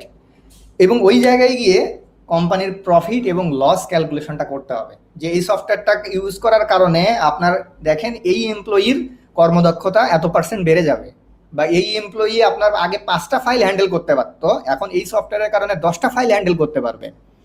আপনার এই এমপ্লয়ি ঘন্টায় এতটুকু কাজ করতে পারতো, আপনার এই সফটওয়্যারটা ইউজ করার কারণে ঘন্টায় সে এতটুকু কাজ করতে পারবে। এই প্রফিট লস ক্যালকুলেশনটা আপনাকে করতে হবে। এবং সফটওয়্যার আরেকটা কারণে বিজনেসে ইমপ্লিমেন্ট করতে হয়, সেটা হচ্ছে বিজনেসে কিন্তু অনেক দুর্নীতি হয়, কর্মচারীরা দুর্নীতি করে, দেখা যাচ্ছে মালিক পক্ষ দুর্নীতি করে, যারা শেয়ার হোল্ডার আছে তারা দুর্নীতি করে, অনেক সময় বিজনেসের সঙ্গে রিলেটেড যারা থাকে কাস্টমার থাকে তারাও দুর্নীতি করে। আপনাকে চিন্তা করতে হবে যে আমার এই সফটওয়্যারটা যে আমি ইমপ্লিমেন্ট করব এই সফটওয়্যারটার ভেতর দিয়ে কোনো দুর্নীতি ঢুকবে কিনা, এই সফটওয়্যারটার কোনো ব্যাড ইউজ হতে পারে কিনা। যেরকম লাস্ট আমি একটা সফটওয়্যার করছি, ওইখানে ওইটার একটা ব্যাড ইউজ হয়ে গেছে। ওইখানে হয়েছে কি, ওই সফটওয়্যারে যে ইউজার, সে কোম্পানির কাছে ওই সফটওয়্যারটা ইউজ করার জন্য নতুন করে একটা মোবাইল ফোন চাইছে, একটা ব্যাড ইউজ হয়ে গেছে। ওইটা একটা মোবাইল অ্যাপ্লিকেশন, ওটা একটা মোবাইল অ্যাপ্লিকেশন। এখন মোবাইল অ্যাপ্লিকেশনটা বিজনেসে লঞ্চ করার পরে সে কোম্পানিকে কমপ্লেন করছে যে আমার যে মোবাইল ফোনটা আছে এই মোবাইল ফোনে আমি এই সফটওয়্যারটা ইউজ করতে পারছি না, আমাকে নতুন একটা মোবাইল ফোন কিনে দেন। হ্যাঁ, তো এই ধরনের ঘটনাও কিন্তু ঘটতে পারে। দেখা যাচ্ছে যে আপনার এমপ্লয়ি আছে 20 জন, তারা বলতেছে যে না, আমার এই সফটওয়্যারটা নতুন যে কোম্পানিতে আসছে এই সফটওয়্যারটা আমাদের কম্পিউটারে চলতেছে না, আমাদেরকে নতুন কম্পিউটার কিনে দেন। এখন দেখবেন যে নতুন কম্পিউটার কেনার জন্য কিন্তু আবার বিল করে ফেলছে। আমার কথা বুঝছেন? তো এই জন্য এই প্রফিট লস, তারপরে সেটার ভিতরে যে আপনার বিভিন্ন লিকেজগুলো আছে, সেই বিষয়গুলো আমাদেরকে দেখতে হবে, যেটার কারণে কোনো যেন লিকেজ না থাকে। দেন এরপরে আসেন মেইনটেনেন্স কস্ট। যে আমি যে সফটওয়্যারটা আমার প্রতিষ্ঠানে ইমপ্লিমেন্ট করলাম, এই সফটওয়্যারটা মেইনটেনেন্স করার জন্য আমার কয়জন লাগবে, বা এটা এরকম যদি হয় যে আমার সফটওয়্যার থেকে আমার প্রফিট হয় 10 টাকা, আমার সফটওয়্যারটা মেইনটেনেন্স করতে লাগে আমার 50 টাকা, তাহলে তো হবে না। হবে, ধরেন সুমিত ভাই 5 জন, সুমিত ভাইয়ের অ্যানালাইজিং বিডিতে সাপোজ 30 জন আছে। এখন সুমিত ভাই 4 জন, এই 30 জনকে নিয়ে জুমে মিটিং করে। এখন সুমিত ভাইয়ের মনে হলো যে না, আমি জুমে মিটিং করবো না, জুমের মতো সফটওয়্যার আমি একটা নিজেই বানাবো, নিজে বানায় মিটিং করব। তাহলে আপনি 30 জনের জন্য জুমের মতো একটা সফটওয়্যার নিজেই বানায় যদি মিটিং করেন, তাহলে সেইখান থেকে আপনি চিন্তা করেন, আপনি প্রফিটের বদলে কিন্তু আপনার লস বেশি হবে। আপনি সারা বছর জুম মিটিং করলেন যেখানে $250 দিয়ে, সেখানে ওরকম একটা সফটওয়্যার বানায় নিতে দেখা যাবে যে আপনার $2500 বা তারও বেশি খরচ পড়ে গেছে। এবং এই সফটওয়্যারে কিন্তু মেইনটেনেন্স কস্ট আছে। দেখা যায় আপনার হোস্টিংয়ে আপনাকে ভাড়া দিতে হচ্ছে, আপনাকে টান সার্ভার ভাড়া নিতে হচ্ছে, স্ট্যান্ড সার্ভার ভাড়া নিতে হচ্ছে, মেইনটেনেন্স কস্ট হচ্ছে। তো আমাকে দেখতে হবে যে আমার সফটওয়্যার দিয়ে কোম্পানি প্রফিট করবে 10 টাকা, তাহলে এটার মেইনটেনেন্স অপারেশনে আমার কস্ট কত হবে। এরকম যদি হয় যে আমার এটার মেইনটেনেন্স অপারেশনে কস্ট হবে 20 টাকা, তাহলে তো ভাই ওই সফটওয়্যার কোম্পানি রাখবে না, রাখবে? কখনোই রাখবে না। এই বিষয়গুলো কিন্তু আমরা আসলে বুঝতেছি না। আমরা বুঝে না বুঝে আমাদের ব্যবসার মধ্যে সফটওয়্যার ঢুকাই ফেলে 6 মাস 1 বছর পরে আমরা দেখতেছি না, আমি সফটওয়্যার থেকে লাভ করতে পারতেছি না, লস হয়ে যাচ্ছে। এরকম অনেক আপনার আছে, আপনি দেখবেন যে হচ্ছে এটা গেল হচ্ছে, সরি কোথায় ছিলাম, আমি হারায় ফেলছি। প্রথমে ছিলাম ডোমেইন নলেজ, তারপরে কোন অংশকে সফটওয়্যারে ইমপ্লিমেন্ট করতে হবে, প্রফিট লস, মানে sorry profit loss, maintenance cost calculation আর কি, মেইনটেনেন্স কস্টটা আমাকে ক্যালকুলেশন করতে হবে। দেন 3 নম্বরে যেটা আসতে হবে সেটা হচ্ছে আমার ইউজার অ্যাকসেপ্টেন্সি, যেটাকে আমরা সফটওয়্যারে বলি ইউইটি টেস্ট, ইউজার অ্যাকসেপ্টেন্সি টেস্ট বা ইউজার অ্যাকসেপ্টেন্স টেস্ট বলি যেটাকে আমরা, যে আমি যে সফটওয়্যারটা তৈরি করতেছি সেটা ইউজার অ্যাকসেপ্ট করবে কি না। এরকম কিন্তু অনেক ঘটনা ঘটে যে কোনো একটা কোম্পানি দেশের বাইরে থেকে একটা সফটওয়্যার কিনে নিয়ে আসছে, হয়তো বা কোম্পানির ডিরেক্টররা কিনে নিয়ে আসার পরে দেখা যাচ্ছে যে ইউজাররা ওই সফটওয়্যারটাকে অ্যাকসেপ্ট করছে না, বা ইউজারের কাছে সফটওয়্যারটা ভালো লাগছে না। এরকম ঘটনা কিন্তু ঘটে। এরকম ঘটনা সব থেকে বেশি ঘটে, ইউজার অ্যাকসেপ্টেন্সি থাকে না। কারণ ইউজার মনে করে যে আমি এই সফটওয়্যারটা ইউজ করার কারণে আমার এই হ্যাসেল হবে, ওই হ্যাসেল হবে, হ্যাঁ আমি তো এইটা করতে পারবো না, আমি তো ওইটা করতে পারবো না। তো আমাদেরকে দেখতে হবে আমি যে সফটওয়্যারটা কোম্পানিতে ইমপ্লিমেন্ট করতেছি সেটার ইউজার অ্যাকসেপ্টেন্সি আছে কিনা। ইউজার অ্যাকসেপ্টেন্সির বিষয়টা দেন আমাদেরকে দেখতে হবে। দেন এরপরে আমার দেখতে হবে যে আমার যারা সফটওয়্যার ইউজার তারা ওই সফটওয়্যারটা ইউজ করতে পারে কিনা। আপনি আমি টেক পিপল, কিন্তু মাঠ পর্যায়ে যে একটা সেলসম্যান আছে বা মাঠ পর্যায়ে যে একটা রিলেশনশিপ ম্যানেজার আছে বা একটা কর্মী আছে, সে কিন্তু টেক না, তার কিন্তু সে কিন্তু টেক পিপল না। আমাকে বুঝতে হবে যে আমার যারা এমপ্লয়ি তারা আসলে সফটওয়্যার ইউজ করতে পারে কিনা, তাদের সফটওয়্যার ইউজ করার মতো মিনিমাম নলেজ তাদের আছে কিনা। এই বিষয়টা আমাদেরকে দেখতে হবে যে হচ্ছে আমার ইউজারের নলেজ আছে কিনা, আমার ইউজার এই সফটওয়্যারটা ইউজ করতে পারবে কিনা। যেরকম আমি বলি, এই ইউজার নলেজের একটা ছোট্ট উদাহরণ দেই। আপনার পুরান ঢাকাতে যে ওই যে ফলমূলের যে ইগুলো আছে, মানে পাইকারি বাদামতলি, ওটা পুরান ঢাকায় বাদামতলি এলাকায় ফলমূল যে বেচে পাইকারি হাট আছে, আমি ওইখানে একটা কি বলে একজনকে একটা সফটওয়্যার প্রোভাইড করেছিলাম। ওটা হচ্ছে আপনার উনি যে ইয়েগুলা মানে ফ্রুটসগুলা দেশের বাইরে থেকে নিয়ে আসতো এবং বাংলাদেশে সেলস করতো, সেটাকে ম্যানেজ করার জন্য একটা সফটওয়্যার আমি তাকে দিয়েছিলাম। সে সফটওয়্যার বোঝে, কিন্তু ফাইনালি দেখা গেল তার আন্ডারে যারা কর্মকর্তা কর্মচারী আছে তারা ম্যাক্সিমামই হচ্ছে লেবার, তারা তো সফটওয়্যার কিছু বোঝে না। এখন দেখা যাচ্ছে ওই সফটওয়্যারটা মেনটেন করার জন্য তাকেই পরিশ্রম করতে হচ্ছে, তার কর্মচারী কর্মকর্তা কেউ বুঝতেছে না। তাহলে আমার যারা পিপল, আমার যারা হিউম্যান রিসোর্স, তারা যদি আমার সফটওয়্যার ইউজ করতে না পারে তাহলে তো হবে না। সেজন্য ওই বিষয়টা মাথায় রাখতে হবে। সাপোজ আপনি একটা ওষুধের দোকানে আপনি একটা মেডিসিন স্টোর ম্যানেজমেন্ট সফটওয়্যার দিয়েছেন। এখন ওই ওষুধের দোকানে যারা কর্মকর্তা কর্মচারী আছে তাদের কম্পিউটার সম্পর্কে কোনো নলেজ নাই, তারা সিম্পল ব্রাউজিং করতে হয়তো বা পারে না, বা কিভাবে ইনপুট দেবো, কিভাবে মেইল লিখবো, এগুলো পারে না। তখন তো ওইখানে সফটওয়্যারটা ইউজ হবে না, হবে না। তাহলে আমাকে দেখতে হবে যে আমার ইউজারের ওই পরিমাণ নলেজ আছে কিনা, যে আমি সফটওয়্যারটা মানে যে সফটওয়্যারটা তারা ইউজ করতে পারবে। তো এই হচ্ছে মোটামুটি আমাদের যে একটা সফটওয়্যার বানানোর আগে যে অ্যানালাইসিসগুলা, সেই অ্যানালাইসিসগুলা। তো আরো বেশ কিছু বিষয় আছে সফটওয়্যারের যে রিকোয়ারমেন্ট ইঞ্জিনিয়ারিং এর মধ্যে, আরো অনেক বিষয় আছে। এর মধ্যে আরেকটা আছে, সেটা হচ্ছে সম্ভাব্যতা যাচাই করা, যে আমার সফটওয়্যারটা আজকে এইটা আছে, আমার সফটওয়্যারটা জানুয়ারি মাসে এরকম আছে, ফেব্রুয়ারি মাসে গিয়ে আমার সফটওয়্যারটা ওরকম নাও থাকতে পারে। আমার ব্যবসা যত বড় হবে আমার সফটওয়্যার কিন্তু তত বড় হবে। তো আমরা যদি রাইট বিজনেস স্ট্র্যাটেজি থেকে ডেভেলপমেন্টগুলো করতে পারি, তাহলে হবে কি, সফটওয়্যার থেকে বিজনেস প্রফিট করতে পারবে। আর বিজনেস যদি প্রফিট করতে পারে, তাহলে বিজনেস করবে কি, সফটওয়্যারটাকে আপডেট করবে। একটা সফটওয়্যার ইমপ্লিমেন্ট করছে, আরো 10টা সফটওয়্যার ইমপ্লিমেন্ট করবে। তাহলে বিজনেস যখন বেশি বেশি সফটওয়্যার ইমপ্লিমেন্ট করবে, তখন আমাদের যারা আমরা সফটওয়্যার ডেভেলপার বা আমার কোডার যারা, আমাদের ডিমান্ডও কিন্তু তখন সেই হারে ইনক্রিজ করবে। তো এই জায়গায় গিয়ে কিন্তু আমরা আমাদের ওয়ার্ক অপরচুনিটি হারায় ফেলতেছি, আমরা আমাদের যে ডেভেলপমেন্ট ভ্যালু, সেই ডেভেলপমেন্ট ভ্যালুটাও কিন্তু লুজ করতেছি। আপনি খেয়াল করে দেখবেন, আমি একটা ছোট্ট উদাহরণ দিই, অনেকে হয়তো বা মাইন্ড করতে পারে। আপনি কোড ক্যানিয়নে দেখবেন অনেক সফটওয়্যার আছে, আপনি যে কোনো একটা টপিক লিখে সার্চ করবেন কোড ক্যানিয়নে, ওই রিলেটেড একটা সফটওয়্যার আপনি পেয়ে যাবেন। এখন ওই সফটওয়্যারগুলা দেখা যাচ্ছে যে আপনি $20, $25 কিন্তু $50 কিন্তু $100ও কিন্তু পারচেস করতেছেন, বাট আপনার বিজনেস রিকোয়ারমেন্ট কতটুকু ফুলফিল করে? আপনার বিজনেস রিকোয়ারমেন্ট ফুলফিল না করার কারণে,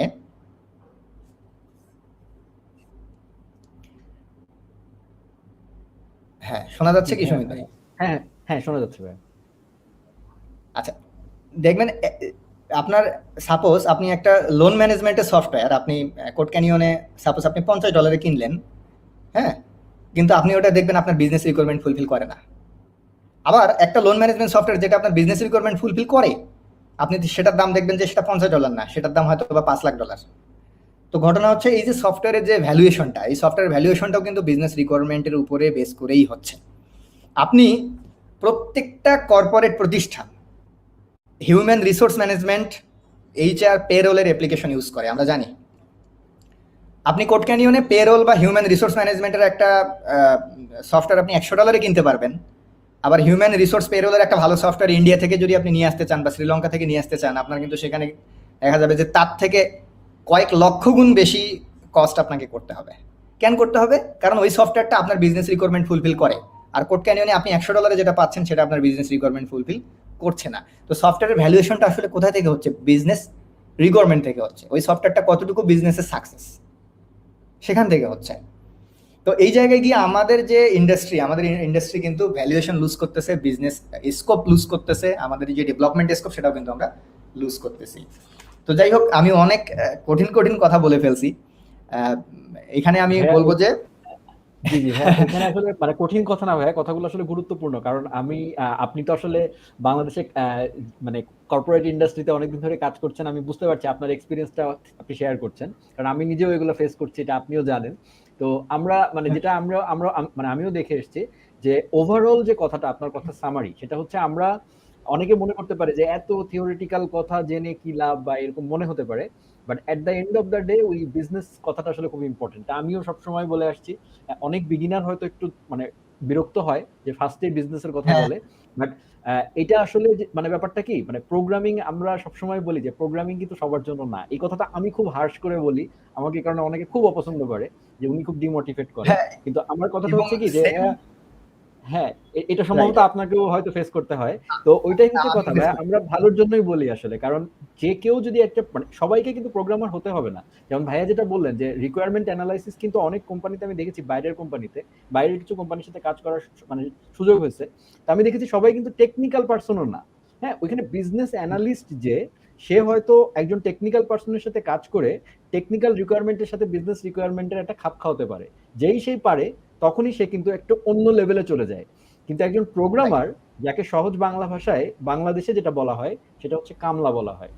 এই জিনিসটা কামলা, খুবই খুবই হার্ট বিটিং আর কি, মানে খুবই হার্ট বিটিং। মানে একটা ছেলে, সে তার মানে একজন প্রোগ্রামার কিন্তু একটা শিল্প, মানে একটা শিল্পের মতো, তাই না? কারণ প্রোগ্রামিং তো কোনো সহজ বিষয় না। কিন্তু যদি এটার ভ্যালুয়েশন এভাবে কমে যায় এবং 10 টাকায় 15 টাকায় মানে ইনফ্যাক্ট খুবই এরকমও আমি দেখেছি আসলে যে 1-2 হাজার টাকা ই কমার্স সাইট এগুলো চলে আসে মার্কেটে। সো এটার জন্য এগুলোর কারণটাই হচ্ছে আমরা সফটওয়্যারের প্রপার ভ্যালুয়েশন করতে পারি না। যেমন সেম জিনিসটা আসলে ইন্ডিয়ান একটা কোম্পানি কেন আমাদের থেকে বেশি টাকা নিচ্ছে, তার কাছে এক্সট্রা কি আছে? আমি বলবো মেধার কিছুই এক্সট্রা নাই, হয়তো কিছু কিছু ক্ষেত্রে কমও আছে, কিন্তু তারা একটা সফটওয়্যারকে বেচার আগে তারা যে আয়োজন করে, মানে ডকুমেন্টের যে যে একটা বিশাল বন্যা বইয়ে দেয়, ওই ডকুমেন্ট হ্যাঁ, দেখলে গায়ে জ্বর চলে আসে আর কি। তখনই বোঝা যায় যে এটার ভ্যালুটা কত আর কি। যে এবং আমি যদি একটা ব্যাংকে লোন নিতে যাই ভাইয়া, যেমন আপনি আইডিএলসি তে আছেন, আইডিএলসি তে যদি আমরা একটা লোন বা এসবের জন্য অ্যাপ্লাই করি, তখন কিন্তু তারা আমাকে বিশাল একটা ডকুমেন্ট ধরিয়ে দেয় যে this are the conditions, terms and conditions. So ওইগুলো কিন্তু ভাই শুরুতে কেউ ওটার ভ্যালু বোঝে না, কিন্তু যখনই দেখা যায় যে কোনো একটা জায়গায় গিয়ে ওই জিনিসটা মানে লাইফের কোনো একটা স্টেজে গিয়ে হয়তো আমার কোনো একটা এক্সেপশন হলো, তখন কিন্তু আইন আদালত ওই কাগজগুলোই খুঁজতে থাকে। হ্যাঁ, এবং তখন দেখা যায় যে রাইট। ওই কাগজগুলোর কারণে একটা মানুষ বের হয়ে চলে আসে, আরেকটা মানুষ ধরা পড়ে যায় আর কি। সো এনিওয়েজ আর কি, সো এই জিনিসটা আসলে খুবই গুরুত্বপূর্ণ। এবং আমি ভাই আরেকটা কথা বলেছেন যে বিগিনারদের এখন এটা চিন্তা করার দরকার নাই, বাট ডেফিনেটলি এটা মাথায় রাখতে হবে এবং সময়ের সাথে সাথে এই জিনিসটার সাথে নিজেকে আসলে ইয়ে করতে হবে এবং এফেক্টিভ সফটওয়্যার বানাতে হবে। আলটিমেট গোলটা হচ্ছে এফেক্টিভ একটা সফটওয়্যার বানানো, সেটা যত ইফেক্টিভ ছোটই হোক। সফটওয়্যার বানাতে হবে, জি যত জি। ছোটই হোক। এটা হ্যাঁ যেন ভাইয়া, একটা আমি একটা ছোট্ট, বিজনেস। জি, আমি একটা ছোট্ট জি, প্রশ্ন করে ভাই আমরা দর্শক প্রশ্ন নিয়ে নিব। সেটা হচ্ছে যে জাস্ট হ্যাঁ, আপনি যদি ভাই বলেন, যেহেতু আপনার মানে বাংলাদেশে আপনি মার্কেটে কাজ করতে গিয়ে আমি যেহেতু ফেস করি, আমি তাই আপনাকে বলছি আপনি কিভাবে জিনিসটাকে হ্যান্ডেল করেন। সেটা হচ্ছে আমরা দেখেছি যে যখনই আমরা সত্যিকার অর্থে খুব অনেস্ট ওপিনিয়ন নিয়ে যখন আমি রিকোয়ারমেন্ট অ্যানালাইসিস করতে যাই এবং একটা ক্লায়েন্টের কাছে যখন তার বিজনেস রিকোয়ারমেন্ট অ্যানালাইসিস করার জন্য আমি 1 মাস সময় চাই বা 15 দিন সময় চাই, ওটাও কিন্তু একটা সময় লাগে, তখনই ক্লায়েন্ট মানে 180 ডিগ্রি ঘুরে ডিগবাজি খেয়ে অন্য কোম্পানিতে চলে যায়। সো সেই ক্ষেত্রে কিন্তু সেই ক্ষেত্রে কিন্তু দেখা যায় যে মানে আপনার আমি আবার কাজটাই হারিয়ে ফেললাম। যে মানে অনেকে বলে যে ওদের এত দেমাগ যে ওরা অনেক রিকোয়ারমেন্টের কথা বলে হ্যাঁ আমাদের ইয়ে করে ফেলছে, আর আরেকটা কোম্পানি রেডিমেড সফটওয়্যার বেচার জন্য বসে আছে। সো হ্যাঁ, এই জিনিসটা কিন্তু আমরা মার্কেটে প্রচন্ড ফেস করি। সো একটা ভালো কোম্পানি বা একটা ভালো ছেলে যে আসলে সত্যিকার অর্থে রিকোয়ারমেন্ট অ্যানালাইসিস করে স্টেপ বাই স্টেপ আগাতে চায়, সে আসলে এই চ্যালেঞ্জগুলো ফেস করবে কি করে? মানে হোয়াট শুড বি হিজ আচ্ছা, অ্যাপ্রোচ? রাইট। এই চ্যালেঞ্জের আমি ফার্স্ট যেটা বলবো সেটা হচ্ছে, ফার্স্ট যেটা আমি বলবো সেটা হচ্ছে ক্লায়েন্টকে বোঝাতে হবে। আপনি যদি বিজনেস করতে চান তাহলে মানুষকে মোটিভেট করতে হবে।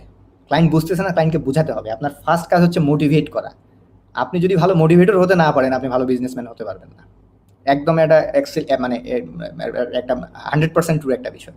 আপনাকে ক্লায়েন্টকে মোটিভেট করতে হবে, যে ক্লায়েন্টকে বোঝাতে হবে যে আপনি যে সফটওয়্যারটা ইউজ করতেছেন এটার কিন্তু কোনো বিজনেস অ্যানালাইসিস নাই, কোনো রিকোয়ারমেন্ট অ্যানালাইসিস নাই। এটা ইউজ করার কারণে আপনার কিন্তু এই ক্ষতিগুলো হতে পারে, আর আমারটা করার কারণে এই লাভগুলো হতে পারে। ফার্স্ট আপনাকে ক্লায়েন্টকে বোঝাতে হবে। তারপরেও যদি ক্লায়েন্ট না বোঝে, আপনি রিকোয়ারমেন্ট অ্যানালাইসিস ছাড়াও সফটওয়্যারটা নেন, আপনি প্রজেক্টটা নিয়ে নেন, কারণ ক্লায়েন্ট আলটিমেটলি বুঝছেই না।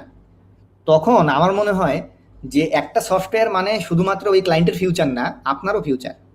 ওই সফটওয়্যার মানে শুধু ক্লায়েন্টের ডিমান্ড না, আপনারও ডিমান্ড। আপনি যে সফটওয়্যারটা তৈরি করতেছেন, ওই সফটওয়্যারটা দিয়ে ক্লায়েন্ট যদি সাকসেস হয়, আপনার রেপুটেশন কিন্তু বাড়বে।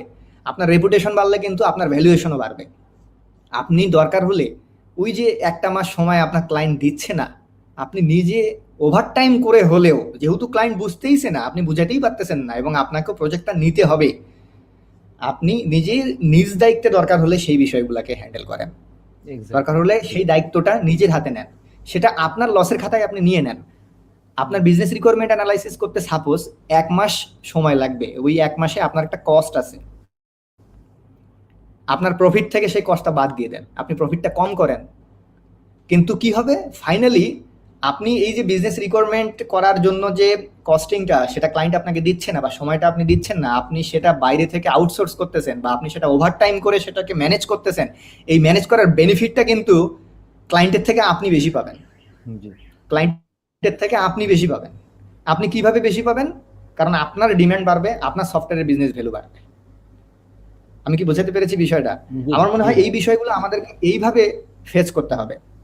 আর একটা কিন্তু বিষয় ভাইয়া সেটা হচ্ছে আমি প্রথমে মানে যেটা এই এই যে আপনার এই কথাটার সাথে ভাই আমি ছোট্ট একটা জিনিস একটু মানে এড করে দিই, তাহলে আপনি হয়তো রিলেট করে বলবেন। সেটা হচ্ছে আমরা হ্যাঁ, যখন হ্যাঁ, টিউটোরিয়াল বানাই, হ্যাঁ? মানে আমি কেন এই কথাটা বলছি, ধৈর্যের অভাবের কথা বলছি আরকি। সো আমাদের যে জেনারেশনটা তৈরি হচ্ছে আমি দেখতে পাচ্ছি যে ভয়াবহ লেভেলের ধৈর্যহীন আরকি। মানে ধৈর্য নাই। রাইট। তো যদি প্রোগ্রামার নিজেই ধৈর্য হারায় ফেলে, মানে এই অবস্থা হয়, ক্লায়েন্ট তো সবসময় ধৈর্যহীন। কারণ তার তো সবসময় টাকা তাকে পিছন দিয়ে তাকে সমস্যা করছে। সো যার কারণে রাইট, রাইট। ক্লায়েন্ট তো আসলে সবসময় ধৈর্যহীনই হবে। কিন্তু প্রোগ্রামারকে তো হ্যাঁ, ধৈর্য হ্যাঁ। ধরে রাখতে হয়।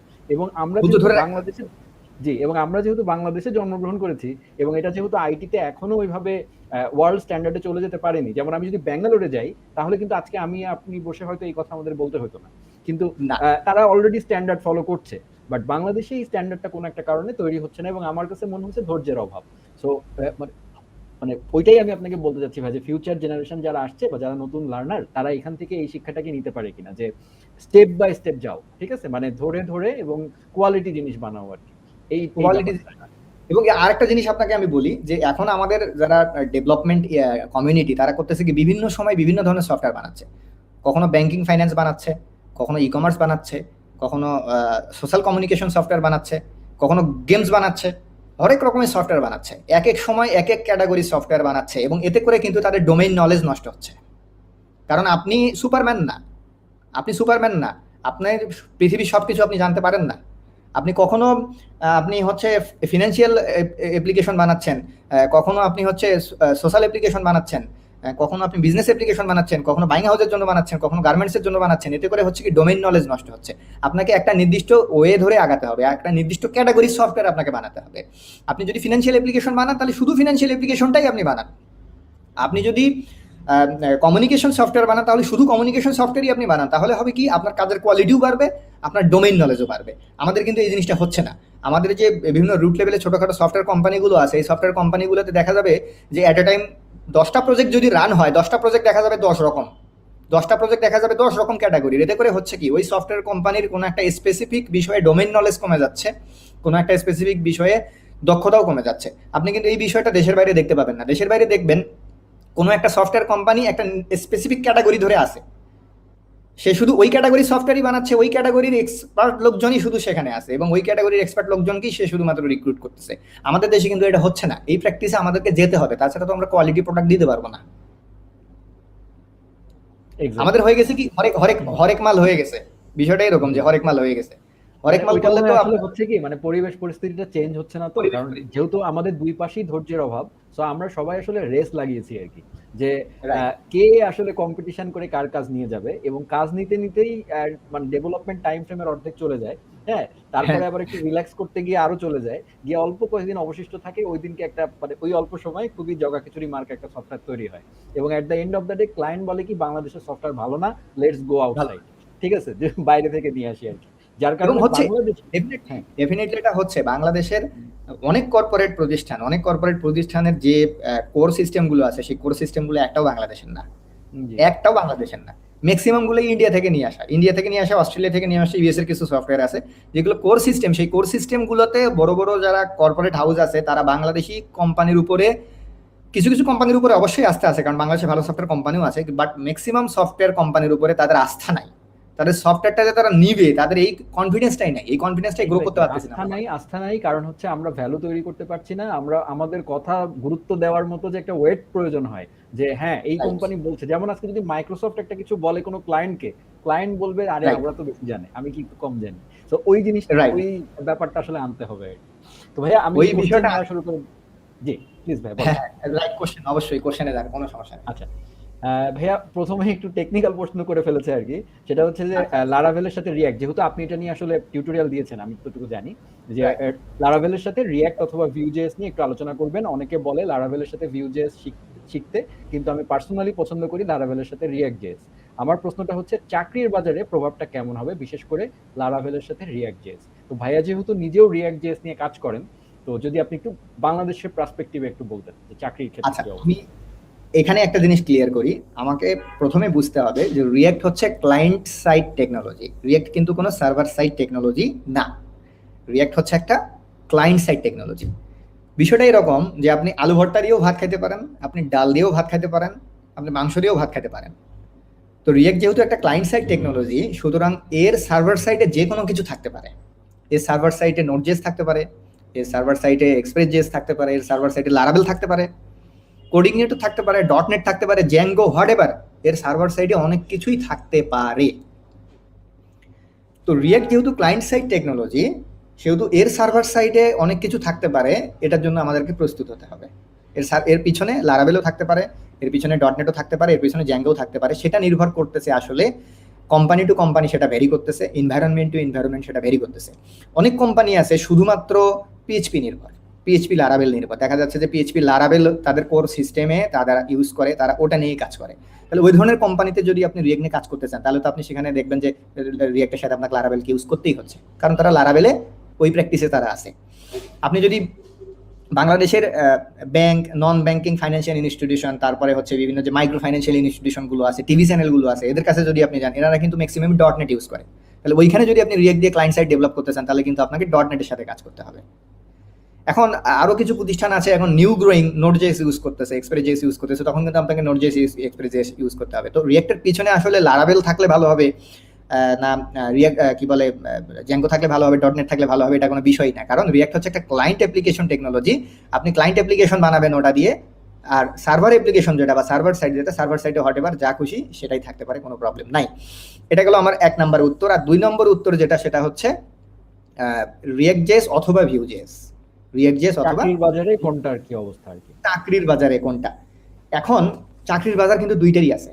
আপনি বিডি জবসে যদি বিভিন্ন সার্কুলারগুলো দেখেন, ওখানে দেখবেন আপনি ভিউ.জেএস অবলিক রিয়েক্ট.জেএস অবলিক অ্যাঙ্গুলার.জেএস দেখবেন অপশন দিয়ে দেয় যে আপনি হয় রিয়েক্ট জানেন, না হয় আপনি ভিউ জানেন, না হয় আপনি অ্যাঙ্গুলার জানেন। আপনি রিয়েক্ট বলেন, ভিউ বলেন, অ্যাঙ্গুলার বলেন, এগুলোর সবই কিন্তু ক্লায়েন্ট অ্যাপ্লিকেশন টেকনোলজি। সবগুলোরই কাজ হচ্ছে সিঙ্গেল পেজ অ্যাপ্লিকেশন তৈরি করা।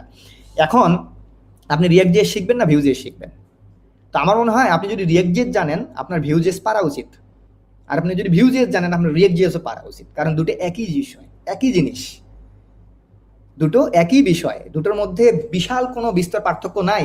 দুটোরই জাভাস্ক্রিপ্ট, রিয়েক্টও জাভাস্ক্রিপ্ট, ভিউ.জেএসও জাভাস্ক্রিপ্ট। ভাই জাভাস্ক্রিপ্ট দিয়ে আপনি যে লজিকটা রিয়েক্টে লিখবেন, সেই সেম লজিকটা সেম জাভাস্ক্রিপ্ট দিয়ে আপনি ভিউ.জেএস এর মধ্যেও লিখবেন। তো আমার মনে হয় আপনি যদি রিয়েক্ট.জেএস জানেন, ভিউ.জেএস আপনি এমনিতেই পারার কথা, যদি আপনি বুঝে রিয়েক্ট.জেএস শিখে থাকেন। আপনি যদি ভিউ.জেএস বুঝে শিখে থাকেন, তাহলে রিয়েক্ট.জেএস আপনি এমনিতেই পারবেন। আর যদি আপনি না পারেন, তাহলে একটু দেখে নেন। আপনি রিয়েক্ট.জেএসও শিখে ফেলেন, আপনি ভিউ.জেএসও শিখে ফেলেন, কারণ দুটোই তো জেএস। বিষয়টা এরকম, আপনি যদি লারাবেল পারেন, আপনি কিন্তু খুব সহজেই কোডিগনেটর শিখে ফেলতে পারবেন। আপনি যদি কোডিগনেটর পারেন, আপনি কিন্তু খুব সহজে কেক পিএইচপি শিখে ফেলতে পারবেন, কারণ বিষয়গুলো রিলেটেড। তাহলে আপনি যদি একজন রিয়েক্ট.জেএস ডেভেলপার হয়ে থাকেন, রিয়েক্ট.জেএস শিখতে যদি আপনার 1 বছর লাগে সাপোজ, তাহলে ভিউ.জেএস শিখতে দেখবেন ওই যে রিয়েক্ট.জেএস 1 বছরের যে আপনার একটা অর্জন আছে, সেই অর্জন দিয়ে ভিউ.জেএস কিন্তু আপনি হয়তো বা 1 মাসে শিখে ফেলতে পারবেন, কারণ বিষয়গুলো রিলেটেড। তো ডিমান্ড দুইটারই আছে, একটা আর একটা রিয়েক্ট.জেএসেরও আছে, ভিউ.জেএসেরও আছে। তো যদি আপনার মধ্যে এরকম কোনো কনফিউশন অ্যারাইজ করে যে আমি রিয়েক্ট.জেএস শিখবো না ভিউ.জেএস শিখবো, তাহলে আপনি দুটোই শিখে ফেলেন, কারণ শিখলে লস নাই, শিখলে আপনার লাভ। জি। এবং ভাই আমি এখানে ছোট্ট একটা জিনিস অ্যাড করতে চাচ্ছি, যে আমি এই কোশ্চেন গুলো খুব বেশি দেখি আর কি সবার মধ্যে, বিশেষ করে বিগিনারদের মধ্যেও দেখি, ইনফ্যাক্ট অনেক ক্ষেত্রে ইন্টারমিডিয়েট মানে লেভেলে কাজ করছে, ইনফ্যাক্ট প্রফেশনাল লেভেলে তাদের কাছেও শুনি। সো আপনার কিভাবে মনে হয় না যে মানে এই যে আমরা স্ট্যান্ডার্ডের কথা বলছিলাম, হ্যাঁ, যদি আমি এখন আজকে গুগলের কথা বলি বা এরকম স্ট্যান্ডার্ড কোম্পানিগুলোর কথা বলি, সেখানে যে জব ইন্টারভিউ গুলো হয়, আমরা শুনেছি যে সেখানে কিন্তু কখনো কোন স্ট্যাকে কাজ করে বা কোন প্রোগ্রামিং ল্যাঙ্গুয়েজ দিয়ে মানে তুমি সলভ করবা, সেটা কিন্তু তারা জিজ্ঞেস করে না। সো তার মানে আমাদের কি আসলে ল্যাঙ্গুয়েজের ঊর্ধ্বে উঠতে হবে না? মানে আমি তো মানে ওই যে যেটা বললাম, যে আমাদের সবার গোল হবে আলটিমেটলি বিজনেস রিকোয়ারমেন্ট ফুলফিল করা এবং মানে সফটওয়্যার বানানো। এইখানে সুমিত ভাই আমি একটা হার্ড ট্রু কথা বলি, সেটা হচ্ছে এই যে আমরা বিভিন্ন স্ট্যাকের বাগ বিতর্ক নিয়ে করছি যে ভিউ.জেএস না লারাবেল না কোডিগনেটর নাকি নোড.জেএস, আসলে ফাইনালি দিন শেষে এগুলোর কোনো ভ্যালুই নাই। দিন শেষে আপনাকে প্রোডাক্ট তৈরি করতে হবে, দিন শেষে আপনাকে ভ্যালুয়েবল সফটওয়্যার তৈরি করতে হবে। সেই সফটওয়্যারের পিছনে আপনার মাইএসকিউএল আছে না ওরাকল আছে, দ্যাট ইজ নট ফ্যাক্ট। জি জি জি। সেই সফটওয়্যারের পিছনে আপনার রিয়েক্ট.জেএস ইউজ করা আছে, সেই সফটওয়্যারে আপনার ভিউ.জেএস ইউজ করে, দ্যাট ইজ নট ফ্যাক্ট। দিন শেষে আপনাকে একটা ওয়ার্কেবল ভ্যালুয়েবল বিজনেস ফিটনেস আছে এরকম একটা সফটওয়্যার তৈরি করতে হবে, সেই সফটওয়্যার যে ল্যাঙ্গুয়েজেই তৈরি হোক না কেন। তো আমার মনে হয় আমাদের বিতর্ক হওয়া উচিত আমাদের বিতর্ক হওয়া উচিত সফটওয়্যারের কোয়ালিটি নিয়ে, সেটা টেকনোলজি নিয়ে না। জি, এটা আসলে ভাই ওই যে আমাদের যে স্ট্যান্ডার্ডটা আমরা এখনো রিচ করতে পারিনি, যার কারণে আসলে আমরা ওই গ্যারাকলে পড়ে আছি আর কি, যার কারণে কোশ্চেন গুলো রাইট, হয় আর কি। এনিওয়েজ ভাই, এরপর রাইট। একটা গুরুত্বপূর্ণ কোশ্চেন, সেটা হচ্ছে ডার্ট ফ্লাটার শেখার ভবিষ্যৎ কি? মানে আপনি যেহেতু নিজেও মোবাইল অ্যাপ্লিকেশন নিয়ে কাজ করেছেন, so this type of cross platform যে আমাদের ওয়েগুলো আছে, এটার যে আপনি একটু ফিউচার বলতেন বা বর্তমানে মার্কেটে এইখানে এইখানে আমি বলি, এইখানে একটা আমি বলি, আপনার হচ্ছে আহ, এখানে আমি কয়েকটা পয়েন্টে বলবো। 1 নম্বর পয়েন্ট যেটা, সেটা হচ্ছে আপনি যদি ইনহাউস অ্যাপ্লিকেশনগুলো ডেভেলপ করেন। ইনহাউস মানে হচ্ছে সফটওয়্যার কিন্তু দু রকমের হয়, একটা ইনহাউস হয় আর একটা হচ্ছে পাবলিক হয়। তো ইনহাউস অ্যাপ্লিকেশনের সংখ্যাই কিন্তু সব থেকে বেশি, মানে যেগুলো কোম্পানি ইন্টারনালি ইউজ করে। আমরা কিন্তু এই সম্পর্কে আসলে জানি না, অনেকেই জানি না। আমরা মনে করি অ্যাপ্লিকেশন মানি প্লে স্টোরে পাওয়া যাবে, অ্যাপ্লিকেশন মানি iOS অ্যাপ স্টোরে পাওয়া যাবে, অ্যাপ্লিকেশন মানি ডাউনলোড করা যাবে। বিষয়টা এরকম না। একটা কোম্পানি যদি 100টা সফটওয়্যার ইউজ করে, তার মধ্যে দেখা যায় 70টা সফটওয়্যারই হচ্ছে ইনহাউস, অর্থাৎ নিজেদেরই ব্যবহার করার জন্য। পাবলিক অ্যাপ্লিকেশনের সংখ্যা কিন্তু খুবই কম। তো আপনি যদি মোবাইল অ্যাপ্লিকেশন বানান ইনহাউস ব্যবহারের জন্য, তাহলে আমার মনে হয় মোবাইল অ্যাপ্লিকেশনগুলো আপনি প্রোগ্রেসিভ ওয়েব অ্যাপ্লিকেশন হিসেবে বানান। সেক্ষেত্রে ইউজার ওয়েবেও ইউজ করতে পারে, ইউজার ডেস্কটপেও ইউজ করতে পারে, ইউজার আইফোনেও ইউজ করতে পারে, যেখানে খুশি সেখানে ইউজার ইউজ করতে পারে। এতে করে হয় কি, কোম্পানির কস্ট কমে যায়, ইউজিবিলিটি বাড়ে। তো সেক্ষেত্রে ওই জায়গায় কিন্তু ইনহাউস অ্যাপ্লিকেশন যেটা, সেই ইনহাউস অ্যাপ্লিকেশনে ডার্ট ফ্লাটারের আমি হার্ড ট্রু যেটা বলবো, দেয়ার ইজ নো স্কোপ। কারণ এইভাবে অ্যাপ্লিকেশন তৈরি করলে কোম্পানি শুধুমাত্র মোবাইল ফোনে ইউজ করতে পারতেছে, বাট সেটাকে কিন্তু সে ওয়েবেও পারতেছে না, সে ডেস্কটপেও পারতেছে না, কোথাও পারতেছে না। এবং আপনি যখন ডার্ট ফ্লাটার দিয়ে অ্যাপ্লিকেশন তৈরি করতেছেন, তখন ওই অ্যাপ্লিকেশনে যদি কোনো ফ্রিকোয়েন্ট আপডেট আসে আপনার, তাহলে কিন্তু ফ্রিকোয়েন্ট আপডেট আসলে বারবার আপনাকে এপিকে জেনারেট করতে হবে, বারবার সেটাকে পাবলিশ করতে হবে। অর্থাৎ এখানে ডিস্ট্রিবিউশন চ্যালেঞ্জ আছে। তো ইনহাউস অ্যাপ্লিকেশনের জন্য আমি কখনোই, ইনহাউস অ্যাপ্লিকেশন বা ইনহাউস ব্যবহার করার জন্য কখনোই আমি কোনো নেটিভ টেকনোলজিকে সাজেস্ট করবো না। সেটা ডার্ট হোক, ফ্লাটার হোক, কোটলিন হোক, অ্যান্ড্রয়েড হোক, সুইট 3 হোক, হোয়াট এভার, যেটাই হোক। কারণ নেটিভ টেকনোলজি ইউজ করলে হবে কি, ইনহাউস অ্যাপ্লিকেশনগুলোতে অনেক প্রবলেম ক্রিয়েট হবে। আমি এই বিষয় নিয়ে একটা পোস্টও দিয়েছিলাম। এরপরে আসেন পাবলিক অ্যাপ্লিকেশন। এখন আপনার অ্যাপ্লিকেশন যদি পাবলিক হয়, যেটা ব্যবহারকারী ব্যবহার করবে, পাবলিক ব্যবহার করবে, এবং সেখানে যদি আপনার সিকিউরিটিকে আপনি প্রাধান্য দেন, তাহলে সেক্ষেত্রে মোবাইল অ্যাপ্লিকেশন ডেভেলপমেন্টের জন্য যত টেকনোলজি আছে, তার মধ্যে সব থেকে বেস্ট টেকনোলজি হচ্ছে ফ্লাটার, যদি আপনি সিকিউরিটিকে প্রাধান্য দেন। যেরকম আমি এক্ষেত্রে একটা ছোট্ট উদাহরণ দিই। মোবাইল ফিনান্সিয়াল সার্ভিসের অনেক অ্যাপ্লিকেশন বাংলাদেশে আছে, নগদ আছে, রকেট আছে, বিকাশ আছে। তার মধ্যে রকেট, নগদ, এগুলো কিন্তু হচ্ছে জাভা কোটলিন দিয়ে তৈরি করা, আর বিকাশ কিন্তু ফ্লাটার দিয়ে তৈরি করা।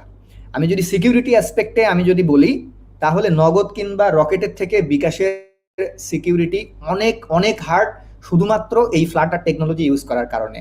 কেননা এ পর্যন্ত ফ্লাটার কিন্তু ডিকম্পাইলেবল, অর্থাৎ এটাকে একবার কম্পাইল করলে সেটাকে কিন্তু আবার ভাঙা যায় না, ভাঙলে কিন্তু সেখান থেকে আপনি কোনো রিসোর্স এক্সট্রাক্ট করতে পারবেন না। তো আপনার যদি সিকিউরিটিকে আপনি প্রাধান্য দেন, 1 নম্বর কথা, আপনি যদি সিকিউরিটিকে প্রাধান্য দেন, আপনি যদি ক্রস প্ল্যাটফর্মকে প্রাধান্য দেন, আপনার যদি সেটা পাবলিক অ্যাপ্লিকেশন হয়, আপনার যদি সেই অ্যাপ্লিকেশনের একটা হিউজ বিজনেস ইম্প্যাক্ট থাকে, সেক্ষেত্রে আপনি ডার্ট ফ্লাটার ব্যবহার করেন, সেক্ষেত্রে বেটার হবে। তো আমি আশা করি উদাহরণ দিয়ে আমি বোঝাতে পেরেছি। তো সেক্ষেত্রে ডার্ট ফ্লাটারের ভবিষ্যৎ আসলে সেই অ্যাপ্লিকেশনগুলোতে, যে অ্যাপ্লিকেশনগুলো জন্য আপনার হাই সিকিউরিটি প্রয়োজন, হাই ইউজার এক্সপেরিয়েন্স প্রয়োজন, তারপরে হচ্ছে আপনার যেগুলো পাবলিক অ্যাপ্লিকেশন, সেগুলোর জন্য ডার্ট ফ্লাটারের ভবিষ্যৎ ভালো। বাট যেগুলো ইনহাউস অ্যাপ্লিকেশন, সেগুলোর জন্য ডার্ট ফ্লাটারের ফিউচার ভালো না। আমি আশা করি বোঝাতে পেরেছি। একদম এবং প্র্যাকটিক্যাল এক্সাম্পল দিয়েছেন আর কি। তো একদম মানে প্র্যাকটিক্যালি। যেটা, এবং হ্যাঁ, কারণ হচ্ছে আপনি যেটা বললেন যে এন্টারপ্রাইজে যেটা মানে মানে অনেকে যেটা বলে যে আসলে আপনার কথা সামারি কিন্তু ভাই এটাই, যে রিকোয়ারমেন্টের উপরে বেস করে আসলে টেকনোলজি চুজ করা হচ্ছে, নট রাইট, টেকনোলজির উপরে বেস করে রিকোয়ারমেন্ট, রাইট? সো তার মানে কি সবারই ভাত আছে আসলে, মানে যেটাই শিখবো ওটা দিয়ে আমি আমার পার্টিকুলার ডোমেনে কাজ করতে পারবো। যেটা ভাই একটু আগে বললেন, যে যদি আমি নিজেকে ঠিক করি যে না আমি এই ডোমেনে কাজ করব, সেই ডোমেনের জন্য প্রয়োজনীয় স্ট্যাক কিন্তু লাগবে আর কি। এই হচ্ছে কথা। ভাইয়া, আপনার একজন যেহেতু আপনার লাইফের সাথে মিলে যাচ্ছে, তাই আমি প্রশ্নটা নিচ্ছি। বর্তমানে সিভিল, তবে সে ডিপ্লোমা করেছে আর কি, যাই হোক, ডিপ্লোমা করেছে, এখন প্রোগ্রামার হতে চাচ্ছে। আচ্ছা, এ ব্যাপারে পরামর্শ কি? মানে এটা যদি মানে এই জিনিসটা ভাই একটু বলতেন যদি আপনি, যে আমি যদি একটু প্রশ্নটাকে আমার প্রশ্ন অ্যাড করে দেই, সবারটা তাহলে অ্যাড হয়ে যাবে। সেটা হচ্ছে একটা ধারণা, আমি যে এই ধরনের প্রশ্ন থেকে আমি যেটা পাই, যে কোনো সময় আসলে কিছু হচ্ছে না জীবনে, লেটস ট্রাই প্রোগ্রামিং। মানে এরকম একটা টেন্ডেন্সি থাকে সবার, যে হয়তো প্রোগ্রামিং করলেই খুব সহজ জিনিস করে টরে আমি খুব দ্রুত টাকা ইনকাম করে ফেলতে পারবো। মানে আমার কাছে মনে হয় এই অ্যাটিটিউডটাই থাকে সবার। তো এই ব্যাপারটা নিয়েও আপনি একটু বলবেন আর কি। আচ্ছা, এই প্রশ্নের উত্তরে আমি যেটা বলবো সেটা হচ্ছে প্রোগ্রামিং এ আপনারা যারাই আসবেন, আপনারা টেকনোলজিক্যাল ব্যাকগ্রাউন্ডের হন আর নন টেক ব্যাকগ্রাউন্ডের হোক, সিভিল মেকানিক্যাল যে ব্যাকগ্রাউন্ডই হোক, আপনার যদি প্রচুর পরিমাণে ডেডিকেশন না থাকে, আপনি যদি প্রচুর হার্ডওয়ার্ক না হয়, আপনি যদি মেন্টালি একদম 100% ডিটারমিন না হন, তাহলে আপনার আসার দরকার নেই। তাহলে আসলে হবে কি, আপনার চাকরির যে পোস্ট, আপনার পোস্ট হচ্ছে সফটওয়্যার ইঞ্জিনিয়ার, আপনার পোস্টের নাম সিনিয়র সফটওয়্যার ইঞ্জিনিয়ার, কিন্তু আপনি সফটওয়্যার বানান না। এরকম হবে, দেখা যাবে আপনি মাউস নষ্ট হয়েছে কার, কিবোর্ড নষ্ট হয়েছে কার, এসব করে বেড়ান। তো ঘটনা হচ্ছে, আপনি যদি প্রোগ্রামিং ক্যারিয়ারে আসতে চান, প্রোগ্রামার হতে চান, সেক্ষেত্রে আপনার 100% ডেডিকেশন যদি থাকে যে না আপনি ওটাই চুজ করবেন, ওটাই করবেন, যত বাধা বিপত্তি যাই আসুক আপনাকে ওটাই করতে হবে, এরকম ডেডিকেশন যদি আপনার থাকে তাহলেই আপনি আসেন। তাছাড়া আমার মনে হয় এখানে এসে লাভ হবে না। কেন লাভ হবে না? দেখা যাবে যে আপনার জব হবে, জব কিন্তু হবে, আপনি আপনার স্কিল ভালো না হলেও আপনার জব হবে, কিন্তু দেখা যাবে যে আপনি জবে জয়েন করেছেন অ্যাসিস্ট্যান্ট প্রোগ্রামার হিসেবে, আপনি রিটায়ারমেন্টও করছেন অ্যাসিস্ট্যান্ট প্রোগ্রামার হিসেবে, আপনার ক্যারিয়ারে আর কোনো গ্রোথ হয়নি। এখানে ক্যারিয়ারে গ্রোথ তখনই হবে যখন আপনি নতুন নতুন জিনিস শিখবেন, আপনি ডেডিকেটেড থাকবেন, আপনার পারফরমেন্স ভালো হবে, আপনার লার্নিং অপরচুনিটি, আপনার লার্নিং ক্যাপাবিলিটি থাকবে, রিসার্চ করার ক্যাপাবিলিটি থাকবে, তাহলেই আপনার ক্যারিয়ারের ইমপ্রুভমেন্ট হবে, তাছাড়া ক্যারিয়ারে ইমপ্রুভমেন্ট হবে না। আর সিভিলে ডিপ্লোমা করছি, এখন প্রোগ্রামার হতে চাচ্ছি, আপনি প্রোগ্রামার হতে যে চাচ্ছেন এর জন্য আপনার রিকোয়ারমেন্ট আগে আপনাকে অ্যানালাইসিস করতে হবে যে আপনি প্রোগ্রামার হতে পারবেন কিনা। আপনি নিজেকে প্রশ্ন করেন যে আপনার ভিতরে সেই রকম ডেডিকেশন আছে কিনা। এখানে মনে হয় আপনার রিকোয়ারমেন্ট ইঞ্জিনিয়ারিং আপনাকে করতে হবে যে আপনি পারবেন কিনা। আপনার যদি রিকোয়ারমেন্ট ইঞ্জিনিয়ারিং করার পরে আপনি পজিটিভ মনে করেন আপনি আসেন, আপনি যদি নেগেটিভ মনে করেন তাহলে আপনার আসার দরকার নেই। জি। এবং ভাই এক্ষেত্রে আমার মনে হয় মানে একটু মোটিভেশনও দিয়ে দিচ্ছি, যারা আবার আমাদের দুজনকে ডিমোটিভেটর বলে আবার আগুন লাগিয়ে দিয়েন না। সেটা হচ্ছে যদি হতেও আচ্ছা, পারে, মানে আপনার মধ্যে যে কি আছে সেটা তো আমরা জানি না, মানে আমিও জানি না, ভাইয়াও জানে না। সো আমার রাইট মনে হয় রাইট আপনি বিগিনারদের জন্য যে জিনিসগুলো আছে, বিভিন্ন রিসোর্স ভাইয়ার আছে, প্রচুর ইন্টারনেটে ফ্রি রিসোর্স আছে, সেগুলো একটু ঘেটে দেখেন যে সেগুলো আপনার কাছে ভালো লাগছে কিনা।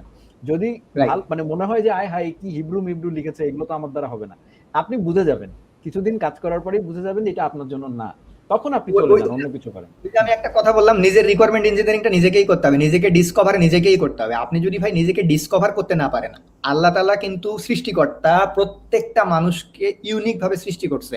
আপনি সুমিত, আপনার ভিতরে সৃষ্টিকর্তা কিছু ইউনিক ক্যাপাবিলিটি দিয়ে দিয়েছে, আমার ভিতরে কিছু ইউনিক ক্যাপাবিলিটি দিয়েছে। প্রত্যেকটা মানুষকে আল্লাহ ইউনিক ভাবে সৃষ্টি করছে এবং সবার ভিতরে কিছু না কিছু বিশেষ গুণ, বিশেষ কিছু দক্ষতা আল্লাহ তাআলা ইনবর্ন দিয়ে দিছে। আপনাকে ডিসকভার করতে হবে সেই বিষয়টা কি। আপনি যদি সেটা ডিসকভার করতে পারেন তাহলে আপনি যে কোনো ক্ষেত্রে সাকসেস হতে পারবেন। বাট আপনাকে সেটা ডিসকভার করতে হবে। ম্যাক্সিমাম ক্ষেত্রে আমরা সেটা ডিসকভার করতে পারি না। আমাদের সোসাইটি, আমাদের সমাজ, আমাদের এনভায়রনমেন্ট, আমাদের বাবা মা সেটা আমাদেরকে ডিসকভার করতে দেয় না। একটা ছেলে ড্রয়িং ভালোবাসে কিন্তু বাবা মা চায় না যে সে আর্টিস্ট হোক, বাবা মা চায় সে ডাক্তার হোক, সে ইঞ্জিনিয়ার হোক। তো আপনি যদি ডিসকভার করতে পারেন, আপনি যদি ডেডিকেশন রাখতে পারেন, তাহলে আশা করি অনেক ভালো কিছু হবে। জি। আরেকটা ব্যাপার ভাই আমি মনে হয় একটু বলে দেই, সেটা হচ্ছে যে আমি এই উদাহরণটা আমিও দেই সবসময়, কারণ এই প্রশ্নটা খুব কমন প্রশ্ন। সেটা হচ্ছে ডাক্তাররা, আমরা তো প্রোগ্রামিং কমিউনিটিতে কথা বলছি, সো আমরা এখন ডাক্তার নিয়ে বলতে পারি আর কি নিশ্চিন্তে। সো এখন ডাক্তারদের কথা চিন্তা করেন, আমরা আসলে বাঙালি না পরেরটা ভালো বুঝি, যে অমুক পেশার লোকজনটা ভালো করছে না। যেমন আমরা সরকার কিছু এদিক ওদিক করলে আমরা একেবারে সরব হয়ে যাই, ঠিক আছে, যে সরকারের ভুল ধরতে পারছি, বা ধরেন আমরা অন্য একজনের ভুল ধরতে খুব পটু। তো সেই মাইন্ডসেট থেকে আমি আপনাদেরকে বলছি যে যদি এইভাবে চিন্তা করেন যে ডাক্তার, বাংলাদেশ থেকে তো প্রচুর ডাক্তার বের হয়, কয়জন কয়জন ভালো ডাক্তার হয়, কয়জনের কাছে আপনি যাওয়ার বিশ্বাস করেন?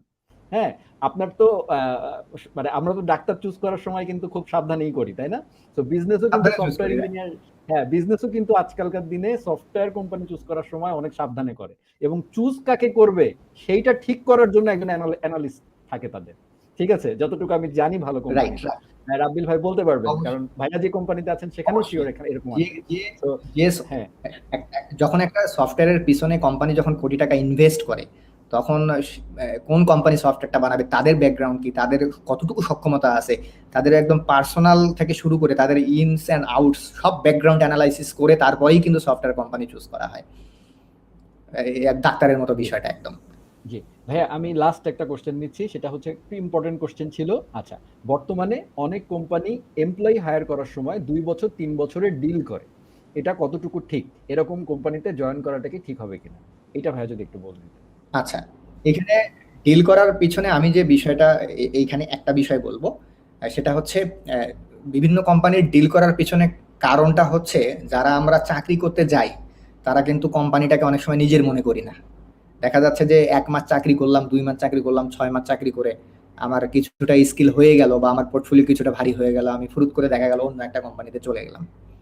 দেখা গেল এই ক্ষেত্রে কিন্তু অনেকেই আমরা লয়াল না।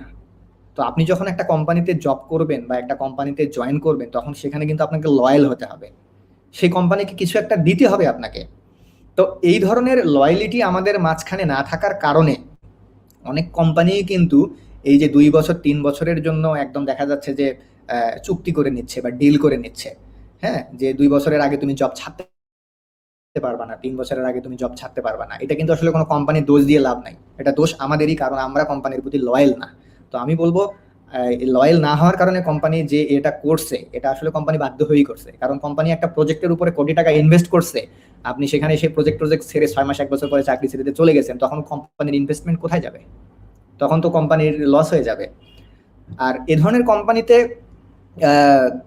জয়েন যদি আপনি করেন, সেক্ষেত্রে আপনি একটা বেনিফিট পাবেন, সেটা হচ্ছে কোম্পানি যেহেতু আপনাকে 2 বছর বা 3 বছরের জন্য চুক্তি করে নিচ্ছে, তার মানে ওখানে কোম্পানি কিন্তু দেখা যাচ্ছে বেশিরভাগ ক্ষেত্রে এই ধরনের ডিল যারা করে তারা কিন্তু অনেক হায়ার স্কিল পিপলকে দেখা যাচ্ছে যে হায়ার করে না। দেখা যাচ্ছে যে মোটামুটি কম স্কিলের পিপলকে হায়ার করে তাদেরকে ট্রেন আপ করতেছে, শিখাচ্ছে, শিখায় টিখায় কাজ টাজ করে নিয়ে তারপরে কিন্তু ডিলটা আসলে করতেছে। তো আপনার যদি এরকম থাকে, স্কিল যদি কম থাকে, সেক্ষেত্রে এই ধরনের কোম্পানিগুলো কিন্তু আপনার শেখার জন্য একটা ভালো সুযোগ হতে পারে। যেরকম আমারই পরিচিত এক ছোট ভাই রিসেন্টলি গুলশানে একটা কোম্পানিতে জয়েন করছে। ও 2 বছরের জন্য ওখানে চুক্তিবদ্ধ যে 2 বছরের আগে সে জব ছাড়তে পারবে না, এরকম ডিল করে নিছে। তো কোম্পানি ওকে করতেছে কি, কোম্পানি ওকে ট্রেন আপ করতেছে, কোম্পানি ওকে 6 মাস ট্রেন আপ করবে। তাহলে এই যে 2 বছরের চুক্তি করছে, দ্যাট ইজ নট ফ্যাক্ট। সে যে 6 মাস ট্রেন আপ হচ্ছে ওই কোম্পানি থেকে, এটা কিন্তু তার জন্য একটা বিশাল বেনিফিট, এটা কিন্তু সব কোম্পানিতে সে পাবে না। তো আমি এখানে বলবো যেটা, সেটা হচ্ছে এই ডিলিংসের কিন্তু কিছু পজিটিভ দিক আছে। ডিলিংসের এই বিষয়গুলোকে আমরা সবসময় নেগেটিভ দিক থেকে দেখতেছি, যে কোম্পানি ডিল করে নিচ্ছে, এটা কিন্তু সবসময় যে নেগেটিভ তা কিন্তু না, এটার কিন্তু বেশ কিছু পজিটিভ দিক আছে।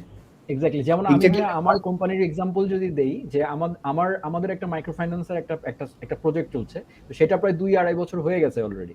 এখন 2-2.5 বছর কাজ করার পরে ওইটার সাথে টিমমেটদের একজন যদি এখন ছাট করে চলে যায়, সিনিয়র কেউ একজন, তাহলে কিন্তু পুরো প্রজেক্টটা কিন্তু ধসে পড়ে, মানে বিশাল একটা গ্যাপ তৈরি হয়। হ্যাঁ, এইবার আমি ভাইয়া এন্ড করতে চাচ্ছি আপনার কথাটা আবার সেই সফটওয়্যার রিকোয়ারমেন্ট অ্যানালাইসিস এর প্যাচ, আমার বাস্তব অভিজ্ঞতা থেকে। সেটা হচ্ছে যে ওই যে রিকোয়ারমেন্ট অ্যানালাইসিস না করার কারণে, সুন্দর করে সফটওয়্যার আর্কিটেকচার তৈরি না করার কারণে, এবং একজন ডেভেলপারের উপরে বা 2জন ডেভেলপারের উপরে ভরসা করার কারণে যেটা হয়েছে যে ও যখন চলে যাচ্ছে সিস্টেমটা তখন ক্র্যাশ করে যাচ্ছে।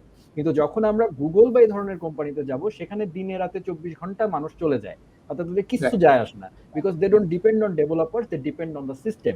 ঠিক আছে, বাট বাংলাদেশে আমরা সেই স্ট্যান্ডার্ডটা তৈরি করতে পারিনি। সেই স্ট্যান্ডার্ডই কিন্তু দেখেন আপনার এই যে প্রশ্ন যিনি করেছেন তার কাছে কিন্তু ব্যাকফায়ার হয়ে আসছে। ওই কোম্পানি, সে আসলে আপনাকে এই জিনিসটার জন্য সাফার হচ্ছেন আপনি নিজে ডেভেলপার। ঠিক আছে, কারণ যে সফটওয়্যার কোম্পানি সে আসলে আপনাকে পুষতে পারবে না যদি আপনি 2 বছর চুক্তি না করে, আপনি যদি যেটা বললেন ভাইয়া হুট করে মানে উড়ে যান, ওই সফটওয়্যার কোম্পানি ক্ষতিগ্রস্ত হবে। সে বিশ্বাস পেল না, তারপরে কি হলো, তার আর্থিক ক্ষতির সম্মুখীন হলো। সেইটাকে মোকাবেলা করার জন্য সে একটা চিপ সফটওয়্যার বানাবে, দ্রুত হড়বড় করে কাজ করে দিয়ে দ্রুত প্রফিট আনার চেষ্টা করবে। This is a complete ecosystem. So যখনই আমরা ইকোসিস্টেমের এক জায়গা নষ্ট করব, হ্যাঁ, তখনই আসলে, যেমন আপনি যদি রাস্তার কুকুরগুলোকে মেরে ফেলেন বা আপনি যদি কাকগুলো মেরে ফেলেন, তাহলে দেখবেন এনভায়রনমেন্টে ময়লায় ভরে গেছে। ঠিক আছে, সো ব্যাপারটা এরকম সিম্পল ব্যাপার, একটা টোটাল ইকোসিস্টেম। সো আমার মনে হয় এই ইকোসিস্টেমটা আশা করি আমরা বোঝাতে পেরেছি। আজকে ডিসকাশনের ভাইয়াও মনে হয় এই উদ্দেশ্য নিয়েই বলতে এসেছিলেন যে কেন এই রিকোয়ারমেন্ট অ্যানালাইসিসটা জরুরি। সো ভাইয়া অনেক ধন্যবাদ, প্রায় আপনার 1.5 ঘন্টা সময় নিয়ে ফেললাম। তো পরিশেষে ভাইয়া আপনি আপনার রাব্বিল হাসানের আপনার যে কোর্সগুলো চলছে, প্লাস আপনার যে প্ল্যাটফর্ম, আপনার ইউটিউব চ্যানেল, সেটা নিয়ে আপনার ফিউচার প্ল্যানটা বলবেন, এবং আমাদের লার্ন উইথ সুমিত কমিউনিটির মানুষজন আপনাকে দেখছে, সো তাদের উদ্দেশ্যে আপনার যদি কিছু বলার থাকে সেটা একটু বলুন। আচ্ছা, লার্ন উইথ সুমিত কমিউনিটির উদ্দেশ্যে যারা আমাকে দেখছে, অনেকেই আমাকে অলরেডি চিনেন। তো আমি বলবো যে এখানে আসলে সুমিত ভাই শেখাচ্ছে আপনাদেরকে, আমি শেখাচ্ছি, আনিসুল ভাই শেখাচ্ছে, সিনাদার ভাই শেখাচ্ছে, আমরা যারা শেখাচ্ছি এখানে, ফার্স্ট আমি যে পয়েন্টটা বলবো, আমরা কেউই কিন্তু আপনাদের খারাপ চাই না। প্রথম কথা, আমরা কেউই আপনার খারাপ চাই না। রাব্বিলের কমিউনিটি সুমিতের কমিউনিটিকে খারাপ চায় না, সুমিতের কমিউনিটি হাসিনাদের ভাইয়ের কমিউনিটি খারাপ চায় না। আমরা কারোই কারো খারাপ চাই না। আমরা চাই যে সবাই দাঁড়াক, আপনারা শেখেন, আপনারা ভালো কিছু করেন, এটাই কিন্তু আমাদের উদ্দেশ্য। সেটা আমার কমিউনিটিরও উদ্দেশ্য, সুমিত ভাইয়ের কমিউনিটিরও উদ্দেশ্য। তো মাঝে মধ্যে আমি দেখি যে কিছু পিপল আছে যে যারা হচ্ছে প্যাঁচ লাগানোর চেষ্টা করে। আসলে সুমিত ভাইয়ের প্রতিদ্বন্দ্বী আমি না, আমি সুমিত ভাইয়ের প্রতিদ্বন্দ্বী না, সুমিত ভাইও আমার প্রতিদ্বন্দ্বী না, আমরা সহযোগী, আমরা সবাই সবার সহযোগী। সেই সহযোগিতার মাধ্যমে আমরা সবাইকে একটা প্ল্যাটফর্ম দিচ্ছি এবং সবাইকে গ্রোন আপ করার চেষ্টা করতেছি আমরা। তো এইখানে আমি সবার উদ্দেশ্যে যেটা বলবো সেটা হচ্ছে আমাদের নিজেদের মধ্যে প্যাচ লাগানোর যে চেষ্টাটা, এটা করা যাবে না, কারণ আমাদের সবার উদ্দেশ্য এক। সুমিত ভাইয়েরও যেটা উদ্দেশ্য, আমি আপনার এই কথাটা মানে আপনার কাছ থেকে শুনে মানে আশা করি সবাই আরো ক্লিয়ার হলো। এবং আমি ভাই এই কথাটাই কিন্তু বারবার বলার চেষ্টা করেছি সব সময়। এবং দেখেন এই যে টক উইথ সুমিত বলেন বা যেটা বলেন, আমার কিন্তু আলটিমেট উদ্দেশ্য এটাই বলা যে আমরা সবাই সবার সাথে বসতে পারি, সবাই সবার সাথে কথা বলতে পারি, আমাদের মধ্যে কোনো সমস্যা নাই, কিন্তু আমরা মানুষের কাছ থেকে শুনি যে অমুক ভাইয়ের সাথে অমুক ভাইয়ের সমস্যা। কিন্তু আসলে যদি দেখেন সেই ভাই একসাথে বসে চা খাচ্ছে, না হলে এরকম কোন একটা এপিসোডে অনলাইনে কথা বলছে, কোনো সমস্যা হচ্ছে না আমাদের। So we are doing fine. But আপনারা কেন এই কাজগুলো করেন? এবং সবচেয়ে বড় যে ব্যাপারটা হয়ে যায় ভাইয়া, সেটা হচ্ছে ধরেন কোন একটা কমিউনিটি, হ্যাঁ, যেমন আপনার কমিউনিটিতে যারা আছে বা আমার কমিউনিটিতে যারা আছে, এদের মধ্যে কিন্তু ইন্টারসেক্ট করলে দেখা যাবে কমন পিপলই বেশি। কিন্তু তারাই আপনার কমিউনিটিতে আছে। এবং যখন ধরেন ভাইয়া তৃতীয় একজন ব্যক্তি, সে ধরেন অন্য একটা কোথাও একটা কোন একটা কথা হচ্ছে, সেই কথার মধ্যে যদি আমাদের কোনো কমিউনিটি থেকে কেউ একজন যদি যে ধরেন আমাদের পক্ষ নিয়েই কথা বলবে, মানে পক্ষ বিপক্ষ তো বাঙালি বাই ডিফল্ট, আমরা জন্মের পরেই আসলে পক্ষ বিপক্ষ নেই, সেটা আমরা রাজনীতির ক্ষেত্রেও করি, আমরা সব ক্ষেত্রেই করি। কিন্তু তারপরেও একটা সফিস্টিকেসি তো লাগে, কারণ প্রোগ্রামিং কমিউনিটির একটা শিক্ষার জায়গা, এটা তো মানে খুব বেশি নিচু শ্রেণীর কোনো পেশা নয়। তো এই জায়গাটাতে যখন আমরা অন্য কমিউনিটিতে যে আমরা যখন নিজের কমিউনিটিকে বিলং করে ওই কমিউনিটিকে খারাপ কিছু একটা বলে ফেলি, তখন কিন্তু আমার নিজের কমিউনিটি ছোট হয়, প্লাস যিনি আপনাকে শেখাচ্ছেন তিনিও ছোট হন। হ্যাঁ, এবং তাকে ওইটার দায় বহন করতে হয়। এই জিনিসটা দয়া করে, মানে এটা খুবই আমাদের জন্য খুবই কষ্টদায়ক আর কি। যদি আমাদের জি ভাই বলেন। এইটা আমাদের জন্য খুবই কষ্টদায়ক এবং এটা মাঝে মধ্যেই এটা ঘটে। হ্যাঁ, এবং এটা থেকে আমাদেরকে বিরত থাকতে। আসলে আমরা সবাই এক। জি, আসলে আমরা আলটিমেটলি ওই যে দেখেন আমাদের কিন্তু যারা আমরা শেখাচ্ছি তারাও আমরা একদম যে আমাদের স্বার্থ নাই তা কিন্তু না, আমাদের স্বার্থ আছে, কারণ আমরা চাই এনভায়রনমেন্টটা ভালো হোক, এই সফটওয়্যার ইন্ডাস্ট্রিতে পরের যে জেনারেশন এডুকেটর, মানে আমরা যারা এডুকেট করছি যেন বেটার প্রোগ্রামার আসে। আমার যেমন একটা কোম্পানি আছে, রাব্বিল ভাইয়ের হচ্ছে, মানে রাব্বিল ভাই নিজে ইন্ডাস্ট্রিতে কাজ করছেন, তারা যেন বেটার প্রোগ্রামার পান, ভালো মানুষকে দিয়ে কাজ করাইতে পারেন এবং নিজেদের বেতনও বাড়ে। আমি সবকিছু রিলেটেড। আমরা যে কমিউনিটিকে ডেভেলপ করতেছি, হ্যাঁ, আমরা কমিউনিটির ভ্যালু ইনক্রিজ করলে আমাদেরও ভ্যালু ইনক্রিজ হবে। এক্স্যাক্টলি, কমিউনিটি ডেভেলপ হলে আমাদেরও।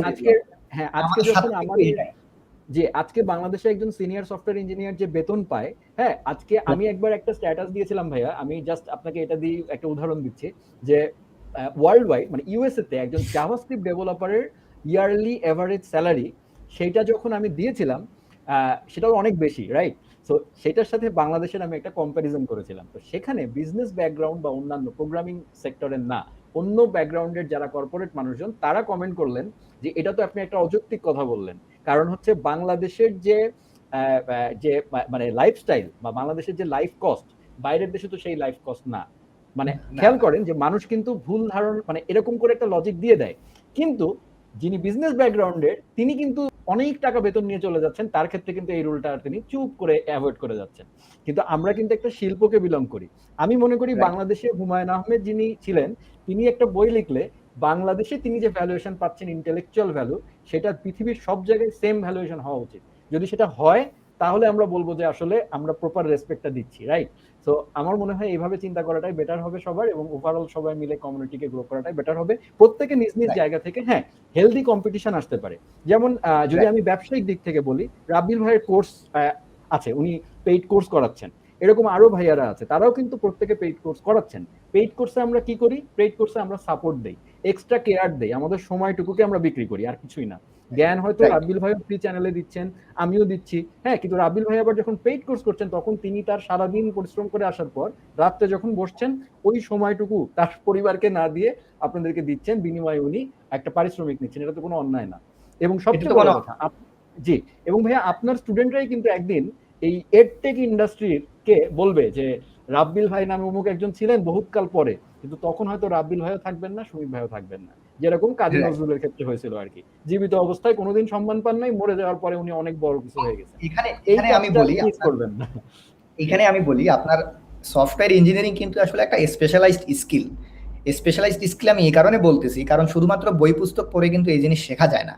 আপনি শুধুমাত্র সফটওয়্যার ইঞ্জিনিয়ারিং এ অনার্স মাস্টার্স করলেন, আপনি পিএইচডি করলেন, আপনি শিখতে পারবেন না। এটা কিন্তু একটা প্র্যাকটিক্যাল স্কিল। তো এই স্কিলের জন্য প্রচুর পরিমাণে রিসোর্স দরকার, প্রচুর পরিমাণে আমরা যারা এডুকেটর আছি আমাদের ইফোর্ট দরকার।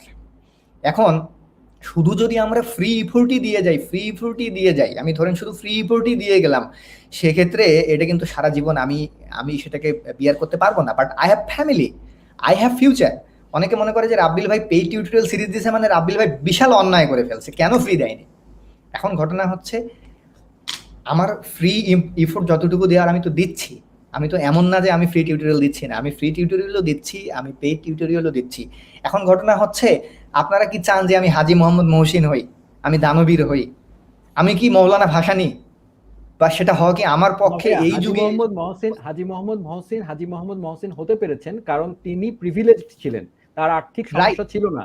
হি ওয়াজ ছিল ব্লেসড না। With lots of money, that's why he shared his money. But আমরা তো আসলে ব্লেসড উইথ, আমি খুবই সাধারণ একটা পরিবারের ছেলে, রাব্বিল ভাই আমি জানি না, আমি শিওর মিডল ক্লাস বা আমি হয়তো আপার মিডল ক্লাস এরকম।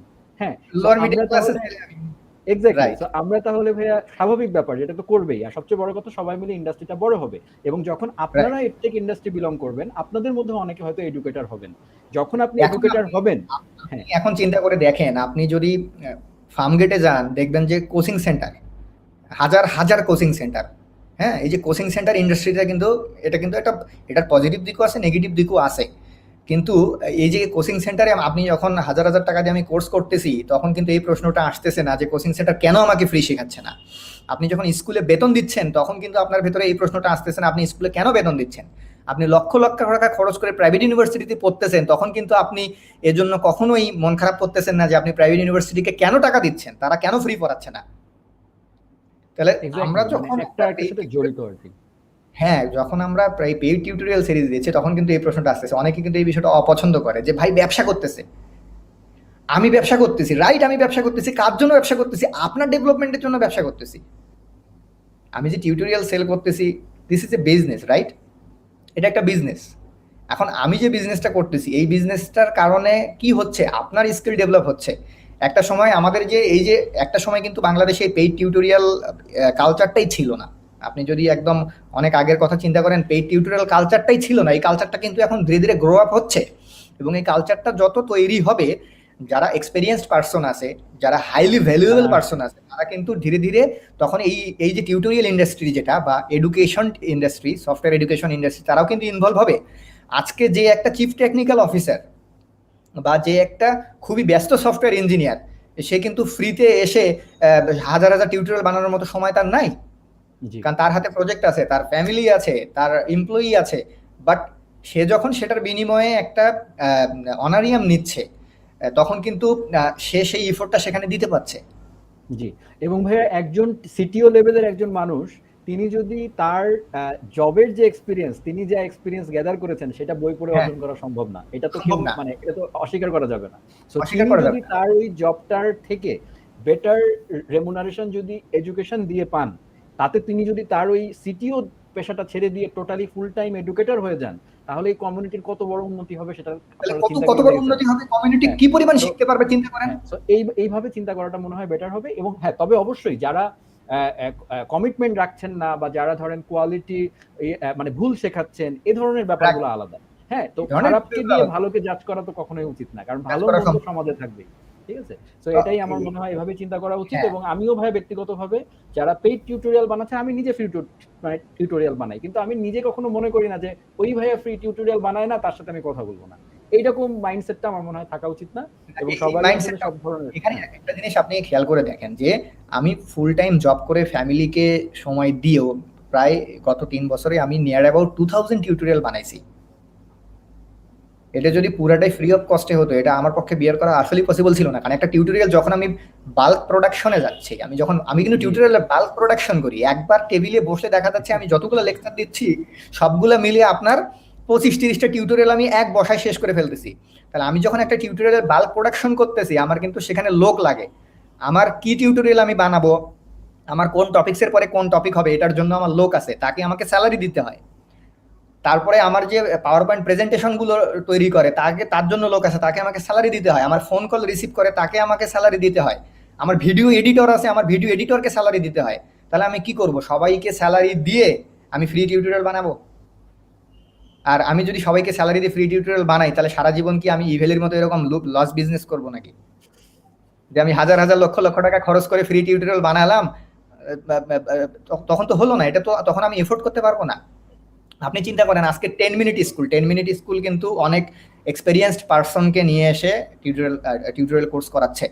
যারা ওইরকম একটা এক্সপেরিয়েন্স পার্সন, তাদের ওই ফ্রি কথা বলার সময় আছে? আপনি বলেন। তাদের বিজনেস অ্যাসপেক্ট থেকে আপনি চিন্তা করেন, তাদের কিন্তু ওই ফ্রি কথা বলার সময় নাই ভাই। এবং সবচেয়ে বাস্তব উদাহরণ হচ্ছে ভাই, শেখার পরে ধরেন আমি শেখাচ্ছি, আমি জানি 100 জনকে শেখালে 3 জন ভালো ছেলে বের হয় হয়তো। তারা যখন একটা জব করছে, তখন কি আপনি পারবেন একটা জব, আপনি একটা কোম্পানি, বাংলাদেশের একটা কোম্পানি দেশের কথা চিন্তা করে, বা সরকারেরই একটা চাকরি ধরেন, আপনি সরকারকে বলবেন যে ভাই আমি বেতন দিবেন না আমাকে, আমি দেশের জন্য আমি আমার জ্ঞান বিতরণ করে দিলাম, হ্যাঁ, তারপর আপনি খাবেন কি? পারবেন না কিন্তু সেটা। সো সম্ভব না, এটা বাস্তব না। তো প্লিজ বাস্তবভাবে চিন্তা করুন, এবং ওভারঅল আমাদের পুরো ইন্ডাস্ট্রিটাকে আসলে সবভাবেই টিকিয়ে রাখতে হবে। যদি এইভাবে করেন, ডেফিনেটলি বাইরের দেশে ভাই এই অপশন আছে যে আমরা একজন প্রোগ্রামার টিউটোরিয়াল যেগুলো বানাই, সেগুলো হয়তো ফ্রি টিউটোরিয়াল গুলোকে স্পন্সর করতে এগিয়ে আসে অনেক বড় বড় কোম্পানি। তখন যে আমরা হয়তো আমাদের সেই সুযোগ নাই। আমাদের টিউটোরিয়ালে কোনো স্পন্সর যদি থাকতো, সেক্ষেত্রে কিন্তু আমরা সেটাকে অ্যাফোর্ড করতে পারতাম। কিন্তু আমাদের যারা পাবলিক আছে, মানে ভিউয়ার্স আছে, তারা কিন্তু বুঝতেছে না যে এই টিউটোরিয়ালটা বানাতে সেখানে আমার একটা কস্ট আছে, সেখানে আমার একটা পরিশ্রম আছে, সেখানে আমার একটা ইফোর্ট আছে।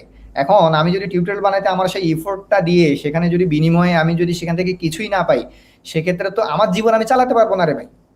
এক্স্যাক্টলি। সো যখন ভাই আসলে আমরা ওই লেভেলে যেতে পারবো, আমাদের সফটওয়্যার মানে ব্যবসাটাকে যদি আমরা ওই লেভেলে নিতে পারি, তখন বড় বড় কোম্পানিও তখন আসবে, এবং আমাদের এই ছোট ছোট ইউটিউব টিউটোরিয়ালও স্পন্সর করতে আসবে, যেভাবে ট্রাভার্সি মিডিয়াকে করে, যেভাবে নেট নিনজাকে করে। তারা এই জন্যই পারেন, কারণ হচ্ছে এটা তাদের ফুল টাইম প্রফেশন। হ্যাঁ, এটা কিন্তু তাদের ফুল টাইম প্রফেশন, তারা কিন্তু এটা অন্য কিছু করে না। সো তারা কিন্তু শুধু ইউটিউব চ্যানেলের মাধ্যমেই ফ্রি টিউটোরিয়াল দিয়েও আর্ন করছে। বাট এটা তো বাংলাদেশে আমরা সম্ভব না। আমাদের যে বাংলাদেশি কারেন্সিতে যে ইউটিউব টিউটোরিয়ালের ভ্যালু আসে, মানে যেটা অ্যাড থেকে আসে, এটা সবাই জানে যে এটা দিয়ে আসলে মানে এক প্যাকেট বিস্কুটও হয় না। বিস্কুটও হয় না। আমি একটা জিনিস আপনাকে এইখানে একটা ছোট্ট করে কথা বলি। আরেকটা প্র্যাকটিস আমাদের মধ্যে আছে, সেটা হচ্ছে প্লেলিস্টের প্রথমে যদি 2টা 3টা ভিডিও ভালো লাগে, তাহলে পরের ভিডিওগুলো আর ইউজার দেখে না, তারা সবগুলো করে ডাউনলোড করে। মানে ডাউনলোড করে না, এই কারণে প্লেলিস্টে ভিউ পাওয়া যায় না। মানে এইটার ভুক্তভোগী মনে হয় আপনিও, আর কি বোঝা যাচ্ছে। এটার ভুক্তভোগী দেখা যাবে আমার প্লেলিস্টের প্রথম ভিডিওতে 20,000 ভিউ এবং শেষের ভিডিওতে দেখবেন 200টা ভিউ নাই। আপনারা দেখেন, আপনার বিভিন্ন এখন কিন্তু ইউটিউবে অনেক নাটক আসতেছে, সিনেমা আসতেছে, সেগুলো কিন্তু মানুষ ডাউনলোড করে দেখতেছে না, ইউটিউব থেকে। এই ডাউনলোডটা করার কারণে আমরা স্পন্সর পাই না, এই ডাউনলোডটা করার কারণে রেকমেন্ডেশন হয় না, যার কারণে আমরা স্পন্সর পাই না, বিজনেস আগিয়ে আসে না। আলটিমেটলি কি হয়, আপনারা ফ্রি টিউটোরিয়াল পান না, পেইড টিউটোরিয়ালে চলে যায় মানুষ। হ্যাঁ, কারণ আমি যে টিউটোরিয়াল ইন্ডাস্ট্রিটাকে, আমার টিউটোরিয়াল সেক্টরটাকে যে আমি যে বড় করব, সেটা বড় করার জন্য তো আমার সেখানে আমার ফান্ডিংস এর প্রয়োজন আছে, সেখানে আমার অর্থের প্রয়োজন আছে। আমি যে 2টা লোক নিয়োগ দিয়ে আমি যে এটাকে আরো এক্সপ্যান্ড করব, সেটার জন্য তো আমার ইকোনমিক্যাল সাপোর্টের প্রয়োজন আছে। তাছাড়া আমি কি করব? আমি কি বাপের জমি বেছে নিয়ে এসে টিউটোরিয়াল বানাবো?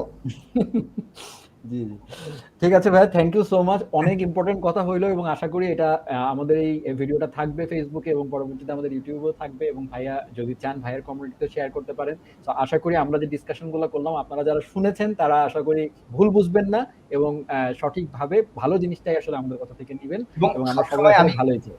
সবাইকে একটা পরামর্শ আমি দিব, সেটা হচ্ছে একমাত্র হযরত মুহাম্মদ সাল্লাল্লাহু আলাইহি ওয়াসাল্লাম ছাড়া আসলে পৃথিবীর কেউই 100% ভালো লোক না। আমিও যে একদম ডেফিনেটলি 100% ভালো লোক তাও না, সুমিত ভাইও যে একদম ডেফিনেটলি ভালো লোক তা না। একেবারেই না ভাই, ব্যবসায়ী তো আমি তো at the end of the day আমাদের ভালো হলে চলবে না। ভুল ভুল ত্রুটি নিয়েই মানুষ, ভুল ত্রুটি নিয়েই মানুষ। আমারও ভুল আছে, আমারও গুণ আছে, আমারও খারাপ দিক আছে, ভালো দিক আছে। কিন্তু আপনাদেরকে কি করতে হবে? আপনাদেরকে সেই ভালো দিকগুলো নিতে হবে, সেই ভালো দিকগুলো নিয়ে ইন্ডাস্ট্রিটাকে আরো বড় করতে হবে। আমরা কি চাচ্ছি? আমরা ইন্ডাস্ট্রির ভ্যালুয়েশন বাড়াতে চাচ্ছি। ইন্ডাস্ট্রির ভ্যালুয়েশন বাড়লে আমাদের ভ্যালুয়েশন বাড়বে, সবকিছু বাড়বে। এই জিনিসটা মাথায় রাখতে হবে। আর আরেকটা জিনিস মাথায় রাখতে হবে যে দিন শেষে সুমিত ভাই, আমি, ঝঙ্কার মাহবুব ভাই, হটেভার যারা আমরা এডুকেটর আছি, আমরা কেউই আলাদা না। আমাদের সবার বক্তব্য একই, আমাদের সবার উদ্দেশ্য এক। আলটিমেটলি ভাই যখন সবাই কথা বলতে সবার বক্তব্য কিন্তু এক, কিন্তু ওই হলুদ সাংবাদিকতার মতো আর কি ব্যাপার হচ্ছে যে ঠিক খারাপ খারাপ অংশগুলো মানে হয়তো কথার অর্ধেক, হ্যাঁ অমুক ভাইয়ের কথার একটুখানি কেটে দিয়ে বাকি অর্ধেক, এইভাবে জোড়া লাগিয়ে লাগিয়ে একটা একটা বাজে অবস্থা তৈরি হচ্ছে আর কি। এটা প্লিজ দয়া করে আপনারা করবেন না। এবং আমি মনে করি যারা করেন তারা আসলে প্রোগ্রামার অ্যাটলিস্ট না, মানে তারা হয়তো হয়তো আমি অন্য কোনো কারণে আর কি কাজটা করে। এই কারণে কিন্তু সবসময় আমার কমিউনিটিকে বলি যে হচ্ছে, আমি ফেসবুকে মাঝে মধ্যে এমন কিছু পোস্ট দিই যেগুলো আসলে অনেক বেশি আসলে হয়ে যায়, অনেক বেশি হার্ড হয়ে যায়। আমি চাই না যারা আনপ্রফেশনাল লোক বা হচ্ছে এমনি অহেতুক অতি উৎসাহী লোক, এ ধরনের কিছু লোক আছে যারা হয়তো বা টাকা পয়সা এগুলার দেখে টেকে মানে আপনার হচ্ছে আইটি ইন্ডাস্ট্রিতে ঢোকার চেষ্টা করতেছে। আমি সবসময় তাদেরকে কিভাবে এখান থেকে ডিমোটিভেট করে সোসাইটিটাকে ক্লিন রাখা যায়, নেট অ্যান্ড ক্লিন রাখা যায়, আমি কিন্তু সেই চেষ্টাটা সবসময়ই করি। যে আপনার কমিউনিটিকে নেট অ্যান্ড ক্লিন রাখার জন্য আনইউজুয়াল পিপল যারা থাকবে অবশ্যই তাদেরকে ডিসকারেজ আপনাকে করতে হবে। তারা যদি আজকে ইনকারেজ হয়, তাহলে এই ইন্ডাস্ট্রির মধ্যে, কমিউনিটির মধ্যে যখন আনইউজুয়াল পিপল ঢুকে যাবে, তখন কিন্তু এখানে বিশৃঙ্খলতা তৈরি হবে, কমিউনিটির ডিমান্ড কিন্তু কমে যাবে। তখন আমাদের যে উদ্দেশ্য ভ্যালুয়েশন ক্রিয়েট করা, সেই উদ্দেশ্য কিন্তু সফল হবে না। Thank you. তো এই জন্য মাঝে মধ্যে আপনাকে আমি সময় নিয়েছিলাম 1 ঘন্টা, বাট প্রায় 2 ঘন্টা হতে যাচ্ছে। আপনার কোনো সমস্যা আছে কিনা ভাইয়া? যদি আমার কোনো সমস্যা নাই, আমার কোনো সমস্যা নাই। আমি ফ্যামিলিকে মানে অলরেডি আজকে সময় দিয়ে দিয়েছি। একদম সকালে আমার ক্লায়েন্ট মিটিং ছিল, সেই ক্লায়েন্ট মিটিং থেকে আমি নামাজের পরে ফিরছি। ফেরার পর থেকে আসলে ফ্যামিলির সাথেই ঘোরাফেরা করলাম, ঘোরাফেরা করে বাসায় আসলাম। দেখতেছেন এই যে পাঞ্জাবি পরে আছি, ফ্যামিলি নিয়ে ঘুরে টুরে এসে ফ্রেশ ট্রেশ হয়ে এটাতে বসলাম, সমস্যা নাই। আপনার হচ্ছে আমি কি যেন বলতেছিলাম, ভুলে গেছি। কমিউনিটি নিয়ে কথা বলছিলাম, কমিউনিটির পরিবেশ নিয়ে। আচ্ছা, তো আমাদেরকে সবসময় রাখতে হবে, চিন্তা করতে হবে যে হচ্ছে কমিউনিটিকে নেট অ্যান্ড ক্লিন রেখে কিভাবে এখান থেকে এটাকে ইউটিলাইজ করা যায়, কিভাবে সেখান থেকে ভ্যালু ক্রিয়েট করা যায়, কিভাবে আমরা সেখান থেকে শিখতে পারি। আপনি আজকে রিয়েক্ট শিখলেন, আপনি রিয়েক্ট সুমিত ভাইয়ের কাছে শেখেন, হটেভার আমার কাছে শেখেন, হটেভার আপনি আনিসুল ভাইয়ের কাছে শেখেন, যার কাছেই শেখেন ভাই শেখেন, আমার কাছেই শিখতে হবে। টিউটোরিয়ালের মধ্যেই ভাইয়া, প্রত্যেকের টিউটোরিয়ালের মধ্যেই কিন্তু কোনো না কোনো পয়েন্ট আছে যেটা আপনি জানেন না, শিওর পাবেন। আপনি তিনটা প্লেলিস্ট দেখেন, পাবেন না। এবং এই সময় এখানে কিন্তু ভাইয়া পুরো কমপ্লিট জ্ঞান হয়ে যায়, কিন্তু সেটা কিন্তু কেউ কমপ্লিট জ্ঞান হয়। আমি সবসময় সাজেস্ট করব যে কেউ যদি আমার রিয়েক্টেড টিউটোরিয়াল দেখে থাকেন, তাহলে সুমিত ভাইটাও দেখেন, আনিসুল ভাইটাও দেখেন। কারণ সবচেয়ে বড় কথা, আমরা নিজেরাও কিন্তু দেখি, আমি নিজে দেখি, কিন্তু আমি রাব্বিল ভাইয়ের টিউটোরিয়াল দেখছি, আমি আনিসুল ভাইয়ের টিউটোরিয়ালও দেখেছি, আমি ঝঙ্কার ভাইয়ের টিউটোরিয়াল দেখার সুযোগ হয় নাই, বাট ঝঙ্কার ভাইয়ের মোটিভেশনাল ভিডিও আমি দেখেছি, ঝঙ্কার ভাইয়ের পাইথনের যেসব মজার মজার জিনিস দেখে আমি দেখি, ভালো লাগে। সো সমস্যা তো নাই ভাই, মানে আমাদের এত ক্রাইসিসের মধ্যেও আমার একটা কথা বললে পিছন দিকে বাচ্চা আমাকে পাগল করে ফেলে, প্লাস সারাদিন তো আমাকে কোম্পানি নিয়ে থাকতে হয়, বাট তারপরেও আমি যেহেতু একটু সময় পাই, আপনারা কেন সময় পান না এটা আমার মাথায় আসে না। মানে আপনাদের এত কেমনে অভাব? হ্যাঁ, আমি একটা টিউটোরিয়াল মনে করেন যে একটা জিনিস আমি বলবো যে আমি 3 বছর ধরে ইউটিউবিং করতেছি, 3 বছর ধরে টিউটোরিয়াল বানাচ্ছি। আমার কমিউনিটির কাছে আমি প্রশ্ন করব যে আমার সঙ্গে শিখতেছেন বা আমার কমিউনিটিতে রেগুলার আমার সঙ্গে লার্ন করতেছেন গত 2 বছর ধরে, এরকম অনেকে আছেন, এরকম হাজার হাজার প্রোগ্রামার আছেন বা লার্নার আছেন যারা 2 বছর ধরে আমার টিউটোরিয়াল দেখতেছেন। আমার প্রশ্ন হচ্ছে 2 বছরে আমি কতগুলো টিউটোরিয়াল বানাইছি, আমার প্রোগ্রেস কতটুকু, আর আপনি শিখেছেন কতটুকু? আপনাকে শিখতে হবে, এই ক্যালকুলেশনে আপনাকে আসতে হবে। এবং শেখার জন্য আমি বলবো যে রাব্বিল ভাই রিয়েক্টের এই টপিকগুলো বানাইছে শুধুমাত্র এই টপিকই শিখতে হবে, সুমিত ভাই যেগুলো বানাইছে ওগুলো শেখা যাবে না, এটা কিন্তু সম্পূর্ণ ভুল ধারণা। আমি অনেক টপিক বানাইছি, অনেক টপিক সুমিত ভাই বানাইছে, আনিসুল ভাই বানাইছে, সবার টপিকের ভেতরে কিন্তু সবার গুলোই কিন্তু ইউনিক, সবগুলোর ভেতর থেকে কিন্তু আপনার শেখার অনেক কিছু আছে। অনেক টপিক আছে আমি মিস করে গেছি, অনেক টপিক আছে হয়তো সুমিত ভাই মিস করে গেছে, হয়তো আমি কভার করে গেছি, অনেক টপিক হয়তো আনিসুল ভাই কভার করে গেছে। ঘটনা হচ্ছে সফটওয়্যার ইঞ্জিনিয়ারিং প্রোগ্রামিং বিষয়টা তো ছোট না। তো আসলে একটা টিউটোরিয়াল সিরিজের মাধ্যমে আপনারা যে বলেন যে কমপ্লিট, আসলে এখানে আমি সবসময় বলি কমপ্লিট বলে কিছু নাই, কমপ্লিট নাই। হ্যাঁ, কমপ্লিট বলে আসলে কিছু নাই। আপনারা সবসময় জিজ্ঞেস করেন যে ভাই কমপ্লিট টিউটোরিয়াল সিরিজ দেন, আমি বলবো ভাই কমপ্লিট টিউটোরিয়াল সিরিজ বলে কোনো টিউটোরিয়াল সিরিজ পৃথিবীতে নাই, কোনো কিছু। এই প্রোগ্রামিং জিনিসটা কমপ্লিট না, কমপ্লিট বলে কিছু নাই এখানে, শেখার শেষ নাই, কাজেরও শেষ নাই। আমি যদি সারা জীবন ওই রিয়েক্ট নিয়ে টিউটোরিয়াল বানাই তা আমার টিউটোরিয়াল বানানোই শেষ হবে না। আমাদের কাজ হচ্ছে আপনাকে একটা রাস্তায় উঠায় দেওয়া, আমাদের কাজ হচ্ছে আপনাকে একটা ট্র্যাকে উঠায় দেওয়া, সেই ট্র্যাকে উঠায় দেওয়া পর্যন্ত বা রাস্তায় তুলে দেওয়া পর্যন্ত যা যা দরকার আমরা তো সেই রিসোর্সগুলো আপনাকে প্রোভাইড করতেছি। আপনাকে সাইকেলে আমি উঠাই দিছি, সাইকেল কিভাবে চালাতে হয় আমি শিখাই দিছি। এখন আপনি সাইকেল নিয়ে কোথায় ঘুরতে যাবেন সেটা তো আমি শিখাতে পারবো না। সাইকেল নিয়ে ঘুরতে যাবেন সেটা আপনাকেই ঘুরতে যাইতে হবে। তো এই যে ভুল ধারণাগুলো আমাদের মধ্যে আছে, এই ধারণাগুলো থেকে বেরোয় আসতে হবে যে কমপ্লিট বলে কোনো কিছু আসলে নাই। আমাদের সবার উদ্দেশ্য ভ্যালুয়েশন ক্রিয়েট করা, আপনাকে একটা ট্র্যাকে উঠায় দেওয়া, দেন তারপরে নিজের রাস্তা নিজেকেই হাঁটা লাগবে। এক্স্যাক্টলি সেটাই। এবং সব ক্ষেত্রে জীবনে আমরা তাই করছি আসলে, আমরাও নিজেদের রাস্তা নিজেরাই হাঁটছি, আপনাকেও হাঁটতে হবে। এক্স্যাক্টলি ভাইয়া, অনেক ধন্যবাদ আপনাকে প্রায় 2টা ঘন্টা সময় দেওয়ার জন্য। এবং আপনার সাথে কথা বলে মানে অনেক ব্যাপারে আশা করি ক্লিয়ার হয়েছে, এবং কমিউনিটি অনেক কিছু শিখেছে আজকে, অনেক কিছু বুঝতে পেরেছে আশা করি। ভালো ভালো ব্যাপারগুলাই হয়তো নিয়েছে, আর খারাপ ব্যাপারগুলো যদি কিছু যেয়ে থাকে তার জন্য ব্যক্তিগতভাবে আমার পক্ষ থেকে, রাব্বিল ভাইয়ের পক্ষ থেকে আমি সরি চেয়ে নিলাম আর কি, যদি আপনাদের কষ্ট দিয়ে থাকে। যদি আমাদের কথায় কেউ হার্ড হয়ে থাকে বা কষ্ট পেয়ে থাকে সেজন্য আমিও দুঃখিত অবশ্যই। কিন্তু আমি সবসময় বলবো যে হচ্ছে শিক্ষা সবসময় মিষ্টি হয় না, শিক্ষা মিষ্টিও হয় তিতাও হয়। আপনি খেয়াল করে দেখেন, আপনি যখন স্কুলে পড়তেন, স্কুলে আপনার ধরেন অঙ্ক, ফিজিক্স, কেমিস্ট্রি, বায়োলজি অনেকগুলো সাবজেক্ট ছিল। সব সাবজেক্ট কি আপনার ভালো লাগতো? ভালো লাগতো না। কিছু সাবজেক্ট আপনার মিষ্টি লাগতো, কিছু সাবজেক্ট আপনার তিতা লাগতো। তো শিক্ষা এমন একটা জিনিস যে এখানে কিছু জিনিস আপনার মিষ্টি লাগবে, কিছু তিতা লাগবে।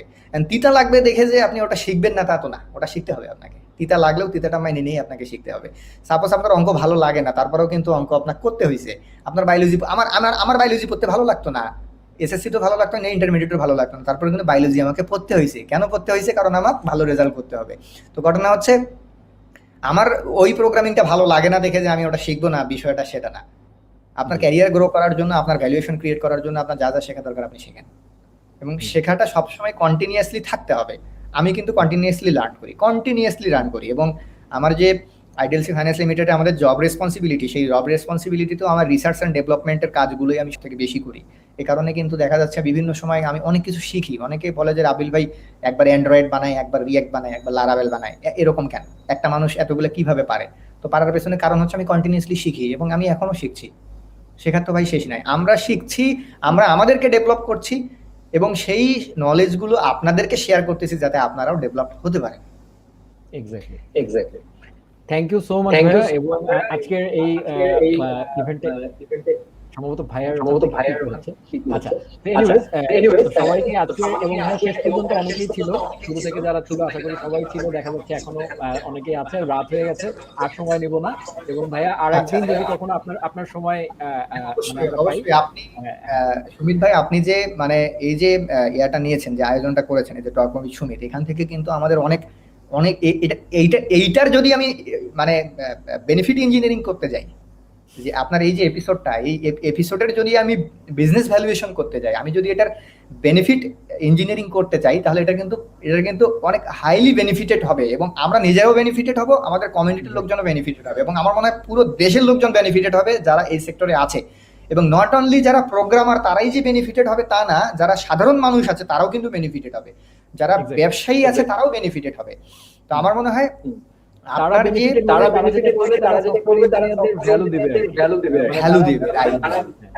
রাইট। তো আমার মনে হয় আমি যে টপিকটা দিয়ে শুরু করেছি আজকের আলোচনা, বিজনেস ভ্যালু, আমার মনে হয় এই টপিক নিয়ে আমাদের আরো আলোচনা হতে পারে, যাতে করে যারা বিজনেসম্যান আছে বা যারা ব্যবসায়ী আছে তাদেরকে আমরা বোঝাতে পারি যে আপনার কোম্পানিতে সফটওয়্যারের প্রয়োজন আছে, সফটওয়্যার রিকোয়ারমেন্ট অ্যানালাইসিসের প্রয়োজন আছে, তাহলে তাদের কাছে আমাদের যেরকম ডিমান্ড বাড়বে, আমরা যেরকম উপকৃত হবে, তারাও কিন্তু সেম ভাবে উপকৃত হবে। এবং আমার মনে হয় আপনার এবং একটা প্রত্যাশা মানে আমাদের একটা প্রত্যাশা থাকবে যে বাংলাদেশে একদিন সফটওয়্যার রিকোয়ারমেন্টের উপর যেরকম বাইরের সমস্ত কোম্পানিতে সফটওয়্যার দেশের রিকোয়ারমেন্ট নামে কিন্তু ইনভয়েসে একটা আইটেম থাকে, হ্যাঁ, যে আইটেম এইটার জন্য এত টাকা চার্জ করেছে সফটওয়্যার কোম্পানি। তো আমি আশা করব যে বাংলাদেশেও একদিন আমরা সফটওয়্যার কোম্পানি হিসাবে এটা করতে পারবো। যেমন আমি অ্যানালাইজিং থেকে ওই জিনিসটা দেওয়ার চেষ্টা করেছি ভাইয়া, অনেক কোম্পানি আচ্ছা কিন্তু ওটা নেয়নি। এইটা কি আবার, এইটা তো কেউ দেয়নি, So, আমিও শিখতে পারিনি। তো আশা করি একদিন পারবো আর কি, এই প্রত্যাশা থাকবে। আর ভাইয়াকে অনেক শুভকামনা এবং ভাইয়ার বাচ্চা আপনি এই ফ্যামিলি আয়োজনটা সবার জন্য দোয়া থাকলো আর কি। আয়োজনটা কন্টিনিউ করেন, আরো নতুন নতুন টপিক নিয়ে আসেন, এবং কন্টিনিউয়াসলি হোক, এটা কন্টিনিউয়াসলি হোক। আমি আজকে সময় দিয়েছি, ফার্দার হয়তোবা নেক্সট টাইম আরো কোনো হয়তোবা এপিসোডে হয়তোবা অন্য কোনো টপিক নিয়ে আসবো। এটা আপনি কন্টিনিউ করেন। এখান থেকে যদি মানে এখান থেকে কমিউনিটি কেন মানে সবাই টেক নন টেক সব ধরনের পিপুলই এখান থেকে খুব হাইলি বেনিফিটেড হবে আমাদের এই আলোচনাগুলো থেকে। জি, তো যাই হোক ঠিক সুমিত আছে ভাই, ভাইয়া, ধন্যবাদ অনেক সবাইকে ধন্যবাদ যারা ভাইয়া, এতক্ষণ ভালো দেখছিলেন, লাগলো। সবাইকে ধন্যবাদ তাহলে এতক্ষণ আজকে ধরে যারা থাকার শুনলেন জন্য। সবাইকে ধন্যবাদ জানিয়ে আজকের এপিসোডটা শেষ করছি। ভাইয়া ভালো থাকবেন। আসসালামু আলাইকুম। আসসালামু আলাইকুম।